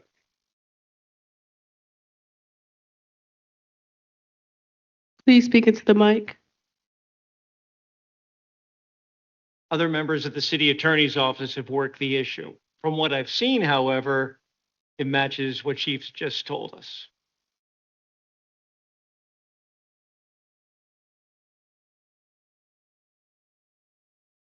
No, and thank you. That really helps us. If that is not a viable solution because the law is not ironclad in that section of code, and really what it sounds like is we need gun freeze. We need the ability from the General Assembly has to give us that ability, or else even if we establish an ORA, to your point, folks are gonna, the defense trial lawyers will have a field day with that. They'll, that'll be hard for us to prosecute those cases. I hear you. Correct. So it really doesn't give us, it might work for a while, right? It might give you, but it really doesn't give us, it is not, the silver bullet to this. Well, I think it would hopefully solve the problem that we see sometimes with open carry. I've shown videos in this forum. I spoke about it. People standing around with AR-15s in their hands and they're on a sling, creating all kinds of concern. But the concealed weapon, we already have that ability to enforce that concealed weapon charge. We have extra hoops to jump through in the city of Richmond, based upon some of the requirements, but we're training all of our officers to jump through those hoops. In 2024, we made 115 gun arrests in Shockoe Bottom and Shockoe Slip. In 2025, we made 82 gun arrests in that area. So those are significant areas where guns are prevalent. And that doesn't count some of the other incidents where people are walking around with guns and we don't have the legal authority to take them from them. So there are many cases that we've stopped where what happened Saturday night, and I warned about that in this forum too, that we are going to have a mass shooting. There are many nights where we've gotten there a little quicker with our foggers and we've broken things up, or we've seen someone going to the car. I showed you a video of the incident I was involved in where a guy got in a fight, ran to his car, got a rifle and came back and we stopped him. But he was convicted of concealed weapon and got suspended time.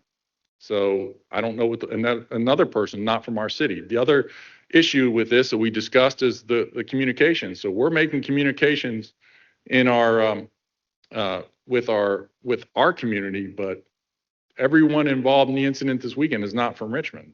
So other communities are coming into the city and we want them to come visit us, but we want them to leave their guns at home. Right. And I wanted to mention that as well. There are several social media influencers. I'm not going to call out the specific accounts, but there are several social media influencers and several social media accounts, both across Instagram and TikTok and Snapchat, that often and frequently feature the activity in Shockoe Bottom. And the reach of those social media accounts is going to the kids, and I mean kids. Because I've been down there. When I went down there, they were 13, 14 years old, y'all. I mean, they were children. And those accounts are, almost promoting, like this is an attractive destination if you're 13, 14, 15 years old and you want to go down there and hang out and look cool. To come to Shockoe Bottom. And I'm wondering if we couldn't do some outreach to some of those, because, some of us have relationships with them, or we might be able to, broker a relationship with them and just talk about, promoting that type of activity, what the impact of that is having. I mean, clearly Right. this weekend. I think Greg Hopkins is going to be working on that, some messaging that expands a little bit. So yes, I think it has to be an all of the above approach. I don't want to see what happened again in our city.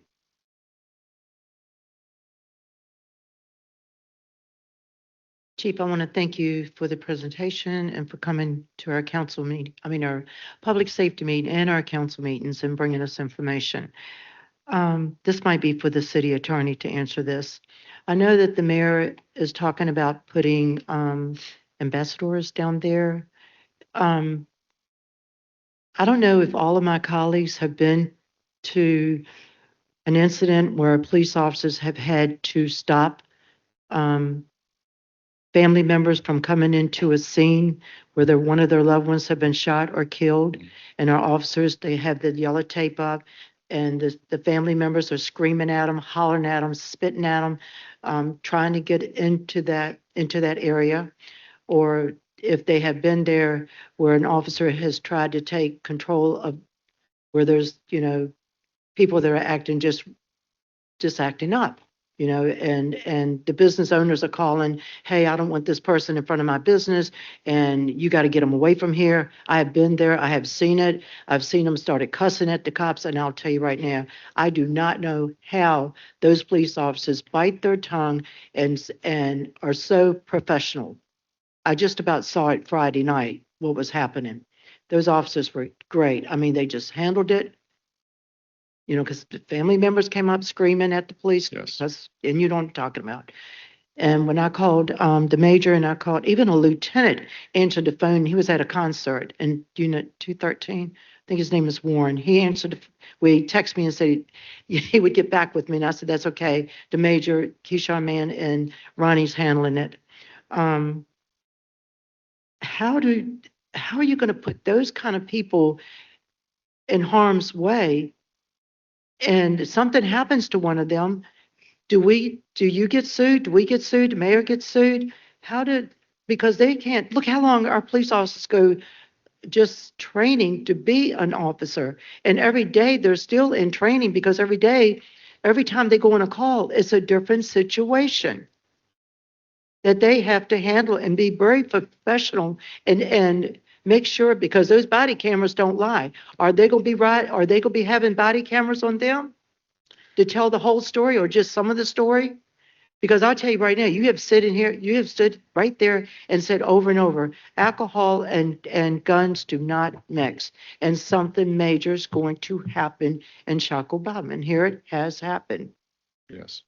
So I've gotten that question a lot. The mayor and I have discussed this program, and what I envision is a series of training, but talking to people when things are calm. I don't anticipate these ambassadors intervening in anything significant. The officers will still, it's not going to replace police officers. What I think the goal is to have a visible presence and to have conversations with people, but they will be supported by my officers.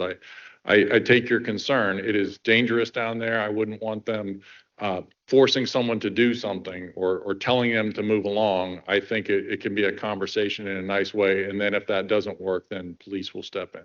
Chief, you know just as well as I do, it only takes a second for something to turn the other way around. That you can have those people out there and they can be just as 2:45 in the morning. You know, they've been drinking, they've been partying, and maybe I don't know what happened because we haven't really been briefed exactly what happened. But I know that you've got a lot of information because I know I've sent you videos that people have sent to me, and I appreciate the citizens that trust me to send them to me so I can send them to you.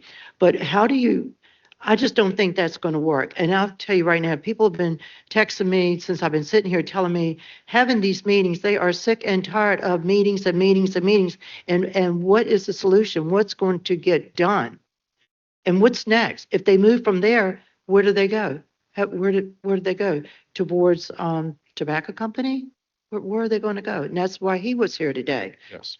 Because everybody is concerned. You can't just keep having a meeting and a meeting and a meeting. They want to see something in place. And if you just said that, I guess when the officer went to court and the judge suspended the sentence or whatever the person, I mean, how could a judge do that? Has he been down there? Has he seen what we have seen?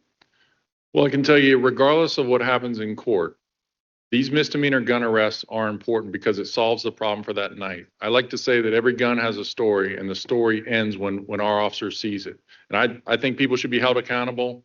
I think it should be, if you're carrying a concealed weapon in a place like Shockoe Bottom, I think that should be looked at differently than trespassing or reckless driving or some other class 1 misdemeanor. I think it should be taken very seriously. You should spend some time in the city jail. But that's not up to me. What I'm committed to doing is making sure that the Richmond Police Department does its part. And part of our job is ensuring that we're going to enforce the law there. And I think, I'm not going to speak for the mayor, but we've had conversations, and it's an all of the above approach. I don't think he thinks that ambassadors are going to solve the problem in Shockoe Bottom. I think he views it as a piece of an overall strategy that we're going to employ to try to keep people safe. But what has to happen is people need to stop bringing guns to places where they're drunk, because the people that are involved in these things, they're not hardened criminals by and large. They're not often even convicted felons. These are people that are carrying guns that they bought themselves legally and are showing up into the city thinking they're protected. They think that gun is a shield to them.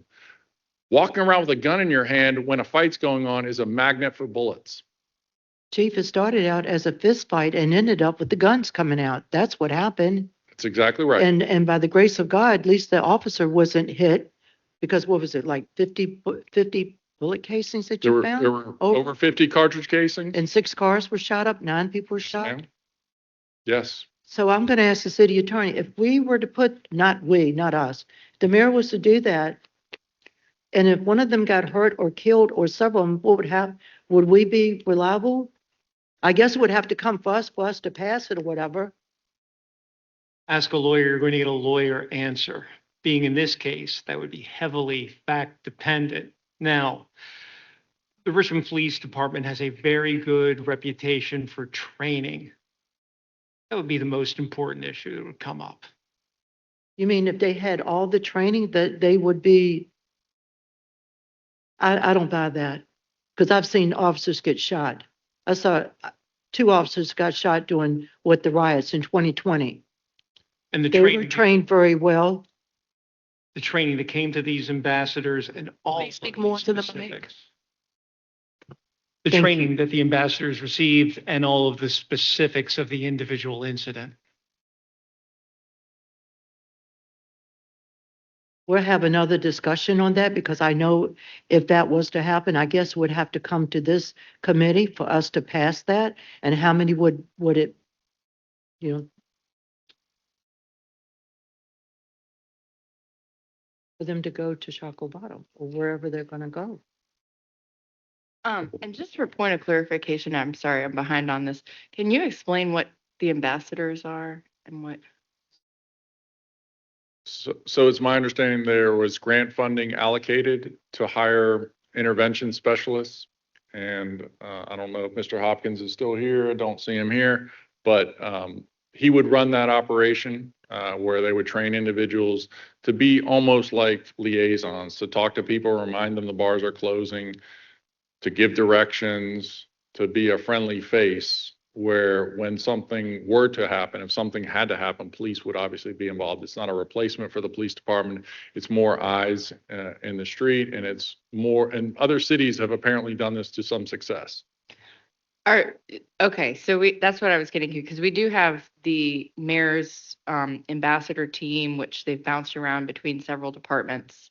They are not currently trained at all in public safety or fire. I mean, not at all, right? So what we've These really would be been, different folks, and They they would would go be through a different. training program. This is not going to be a Okay. quick fix. okay, so then we're using the named ambassadors, but these are actually completely different FTEs. Yes. Okay, all right, thank you for that clarification. All right. Chief, I want to get back to the cameras. Because this has been a long discussion on everything. This right here, this is when Captain Harvey Powers was our captain. This is Milton. I've carried this in my pocketbook since 2012. He was murdered. That's his wife. She came to one of our meetings at the satellite, begging someone to please come forward with information on her husband being murdered at the Family Dollar store on July the 24th in 2012. And she had said to me, if there had been working cameras, better cameras, maybe her husband, maybe there would have been an arrest. This has been what, 14 years, 16 Yes. years later, since 2012, no arrests. Another person, this is in my district, not even 3 blocks from my house. It was at the Family Dollar store on Richmond Highway. Jimmy Bishop, he was killed riding his lawnmower. No cameras, not even 3 blocks from my house. On his lawnmower, shot dead. I remember that They case. said if they would have had cameras somewhere, or working cameras, Mhm. this could have been solved. And everybody is still asking me, where's the case? I don't know. Young Hispanic male killed not 3 blocks from my house on Castlewood Road. We've seen his father on television begging, Yes. crying for someone to please come forward and tell why they killed his son, his innocent son that lived in a mobile park, dead. That's why I've always said that we're for the cameras. I know people in my district, you hear them all the time. Yes. Every time you come to the meeting, we want more cameras. We want a camera up over here, we want a camera by the satellite. We want it on Tyrone Street, Castlewood. When these murders happen that far away, and they're saying, we still don't, I mean, they've asked you, can you please give us some cameras over here? Or just, for a while, let us have, because we have so much things going on at some of the motels on Richmond Highway. Yes. And they're begging. I mean, I've had a couple of people call me up or get to the meeting and say, Reeve, you're not going to believe what I just saw when I come around the corner. And they went to you and told you what they saw, the criminal activity, having sex right out there in broad daylight. It's the best evidence we can provide to the Commonwealth Attorney. It can't be intimidated. It doesn't forget. It doesn't lie. And in a weird way, it's better for the defendant. They can be judged upon what they actually did. A big part of issues where there's been false imprisonments are when independent witnesses misidentify a suspect in a human way, not in a way because they're malicious. They just say that's the person who did it. And with this technology, it can be interrogated by the defense as much as it is for the prosecution once a person's been charged. So I think it's fair evidence as well for the defendants. We can get to the truth of the matter. And you want to know something, Chief? I can remember back in the day when we had 160 some homicides. Yes. The people would tell me, I saw it, I know who did, but I'm not going to court because they'll kill me. Why can't y'all come up with some kind of technology so you don't have to subpoena me to court? And if you say I said it, I'm going to deny it and say I didn't say it because I'm scared for my family, my life. You know, I'm not going to get involved. Now with this right here, all this technology that we have, this is something we need more of to keep the innocent people from coming to court and them being, I guess, intimidated or even, I know one person that in Blackwell had given up some information and he was shot through the window and they killed him in my district. I think it's difficult to determine causal relationships, but in 2021, before we had Flock LPR, we had 90 murders. Last year, we had 54. So we saw a 40% reduction in murders, a 30% reduction in non-fatal shootings since we've been employing this technology, and it's only getting better. We're getting better at utilizing it. We have a real-time crime center that is supporting the men and women of the Richmond Police Department every day in their efforts to solve all kinds of crimes. And that's on top of being a police department that is over 20% short in staffing. I can't hire police officers because of all the challenges that come with doing this work. But when I have an application open for a real-time crime center analyst, we have 200 applications for one analyst. They want to do this work. They just don't want to be a police officer. And while I desperately hope to get back to 755 officers one day, I don't know if I ever will. It's not going to be anytime soon. So in the meantime, to keep our community safe, we rely upon this technology. And also, Chief, thank you for bringing the family because I was there when their loved one was shot. And Yes, you were. it's horrible, horrible. And I mean, I don't want to even go there because it's been so many when you see 12-year-olds shot dead right there in your district, right? Not even 3 blocks from your streets, Summer Hill, Columbia, all of that. Young children shot dead. And all of them said, if only we would have had a camera up there. And I can remember when Captain Steve Drew was when he was our captain, he's the police chief in Newport News? Yes, ma'am. And he would say, we need cameras. If we had these cameras, we could have solved this because nobody's coming forward when there's gangs all over here. So I just want to say thank you officers, thank you command staff, everybody for all that they do because I do not think they get thanked enough. And if we didn't have them, where in the hell we would be? Thank you, Madam Chair. Thank you, Chief. Thank you. Thank you.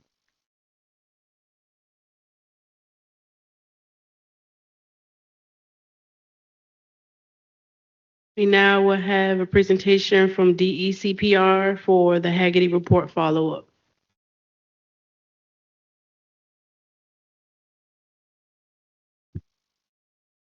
Good afternoon. I will try to be brief. I understand the meeting's running a little long. Stephen Willoughby. I'm Director of Emergency Communications Preparedness and Response, and thank you for the opportunity to provide an update on the implementation of the recommendations from the incident response assessment that Haggerty Consulting conducted following the weather and water incidents of January of 2025. Just as a reminder, the incident response assessment addresses the city's response to the loss of water. There was a separate report conducted by HNTB that addresses the failures and the actions taken at the plant itself. So the purpose of today's is really bringing an update on the incident response assessment. We did an independent review that was important. This was a very unique incident. and impacted every resident in the city, as well as our neighboring jurisdictions as well. It was based upon observations, surveys, interviews, and workshops conducted over several months with a large group of stakeholders. And the result was 74 recommendations and timelines associated with implementing those recommendations. So at a glance, what we have done over the last year is more formalized our emergency operations procedures, improvements to our emergency operations coordination, as well as communications, with an emphasis on constant process of improvement. That even though the work that we've done to address these initial gaps, more work needs to be done, and we recognize that. And there will always be learning, and we'll always be enhancing our plans and procedures to provide the best service. The recent winter weather revealed some improvement to how we do it, but there were additional lessons learned that may or may not have been identified in the Haggerty report. We're addressing those and constantly improving. Regards to EOC activation and staffing, we have formalized our activation process, making sure that we're notifying all likely stakeholders, and we've expanded that stakeholder list to more than just city departments. We've done clarification of staffing expectations from departments. We did that through revising our current emergency operations plan, but also Mayor Avila signed Administrative Regulation 1.9. This is for the first time outlines city departments' responsibilities as it relates to emergency management, codifying their role in emergency response. Another area that's addressed in the Haggerty report is command and control. As I mentioned, Admin Reg 1.9 formally establishes Department of Emergency Management liaisons that are in the process of being trained to respond in emergency operations in our command and control. We've strengthened our coordination between the policy group and the EOC. The example is the recent regular briefings in the recent weather event. Regular situation reports. I think we had 16 situation reports over the 2 events over the last month. Resource management, doing a better job of tracking resource management and doing that in our software called Web EOC. Making sure that we're training folks in the Web EOC software ahead of this weather event. We do regular Web EOC trainings, but we did some just-in-time training for those individuals that were going to be working associated with the Emergency Operations Center. Also creating a permanent space in what we call the multi-agency coordination center has significantly helped in our command and control. It provides us a command center where city leaders and key response agencies can coordinate real time and virtually connect to the larger stakeholder group.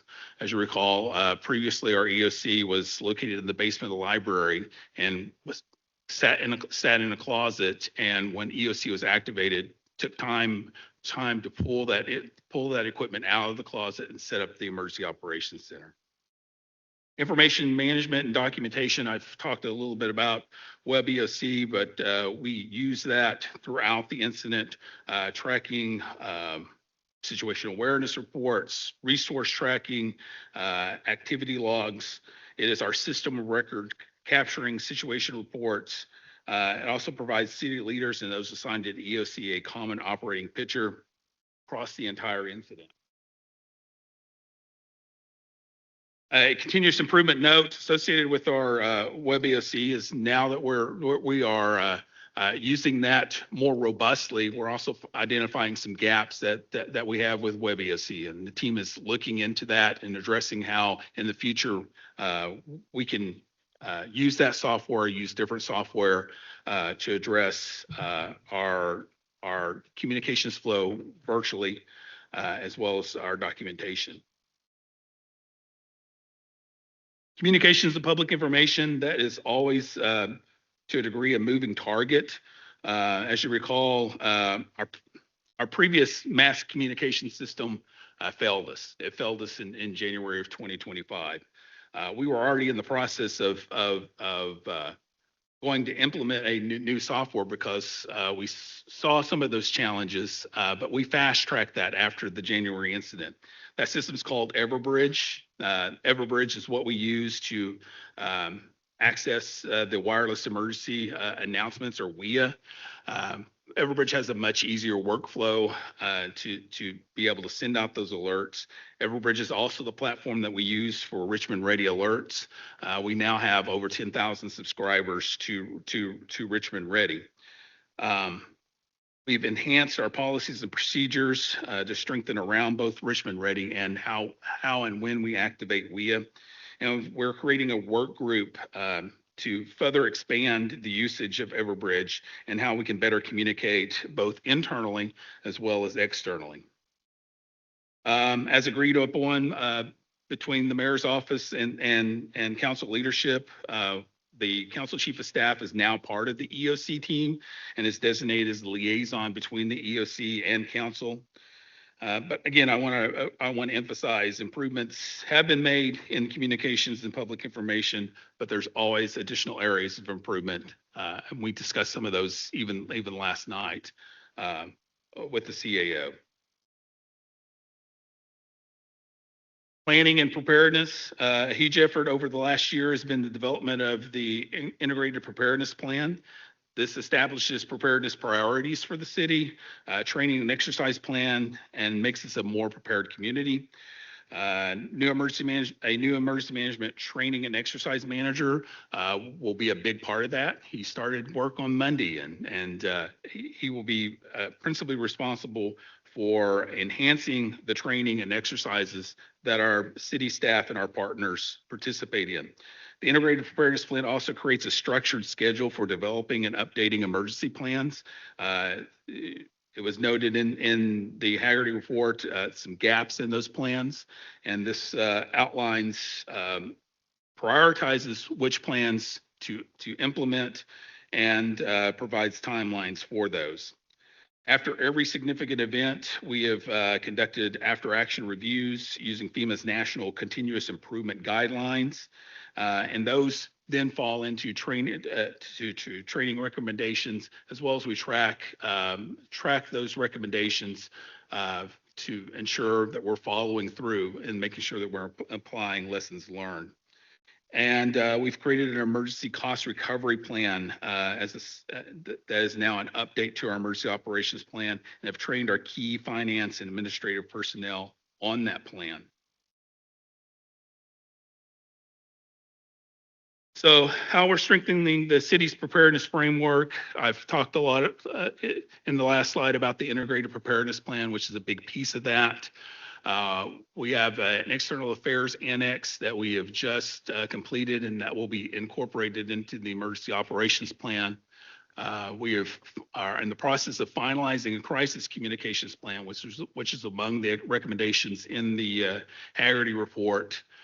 We are in the process of finalizing an updated emergency operations plan. The city is required to update our emergency operations plan every 4 years.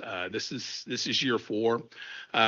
What we have done with this update to the emergency operations plan is not only we incorporated the recommendations from Haggerty, but also the lessons that have been learned over the last 4 years to make that a more robust document. We plan to bring that to council in June. For adoption. MOU, memorandums of understanding and mutual aid agreements. We've developed a formal policy around that, and now we're creating a repository with all of those agreements, which will help us in resource requests as well as for mutual aid. And this year we will be creating a joint preparedness committee, which will include both internal and external stakeholders that will basically serve as an advisory group to the Office of Emergency Management. So some key takeaways is we have implemented some significant operational improvements. We have done some additional enhancements through structured planning and policy updates. And preparedness is now embedded into our policy training and continuous improvement. However, as I mentioned, this is an ongoing process, and we learn every day. With that, I tried to abbreviate this. Happy to answer any questions.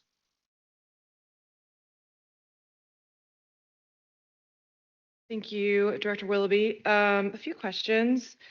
One, you mentioned at the beginning of your presentation that there were still some lessons learned around the most recent winter weather event.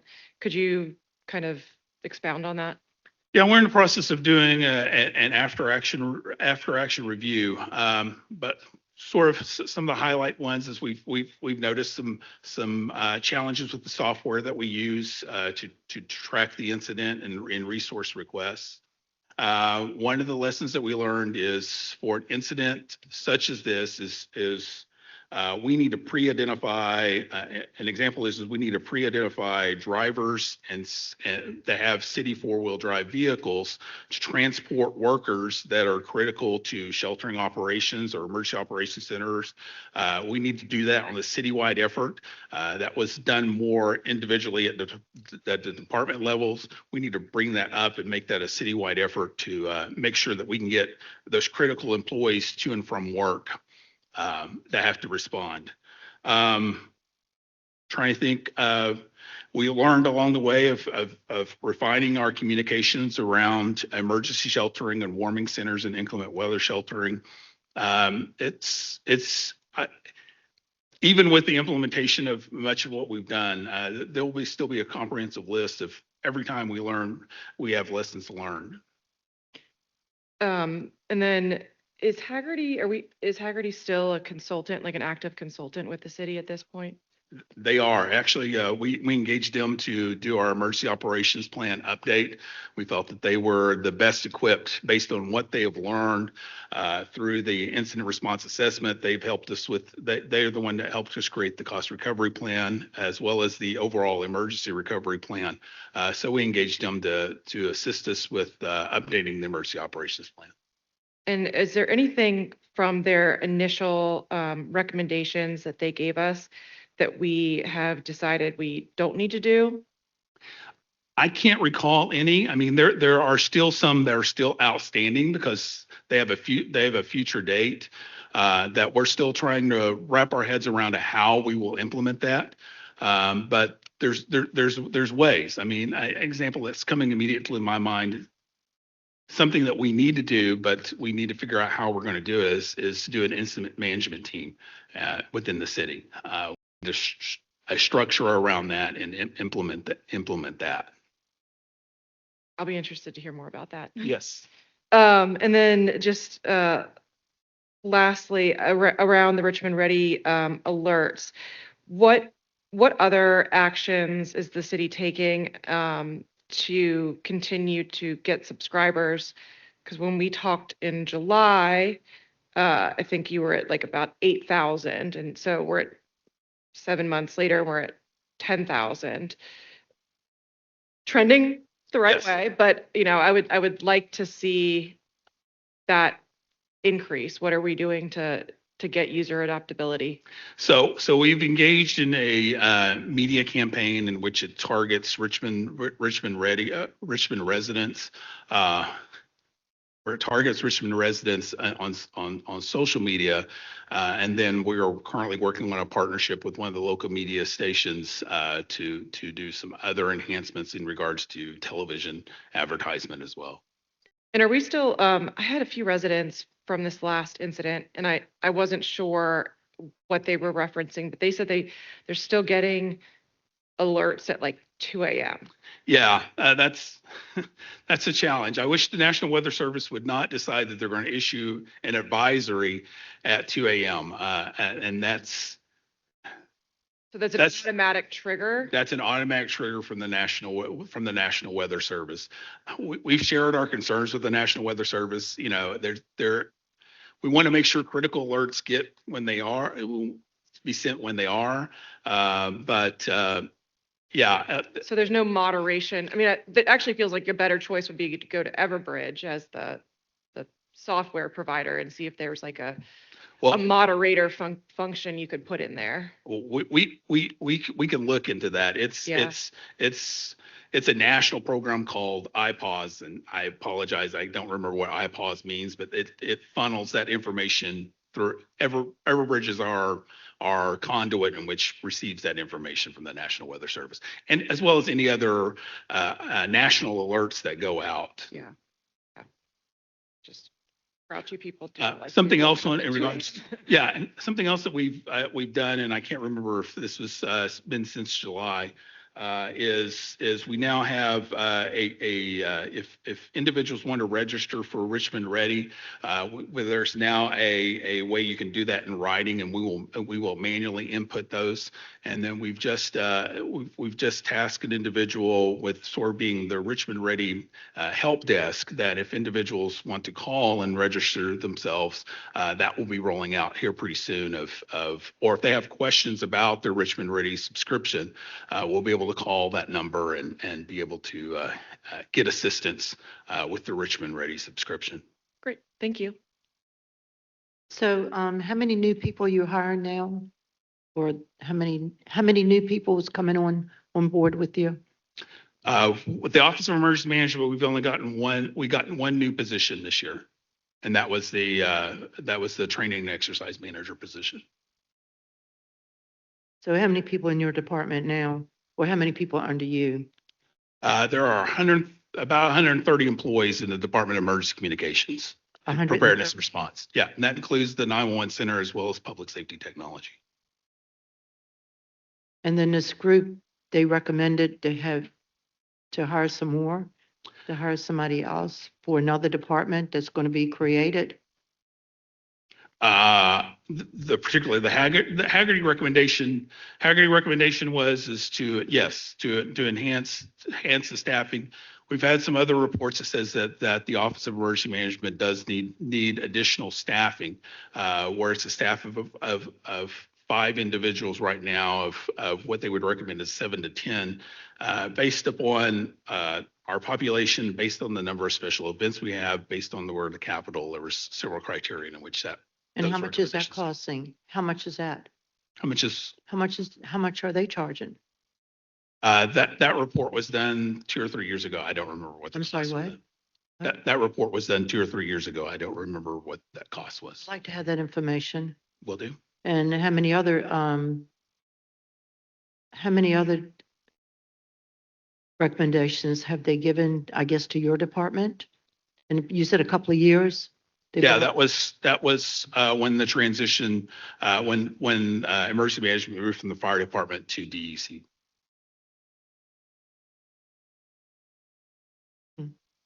Okay.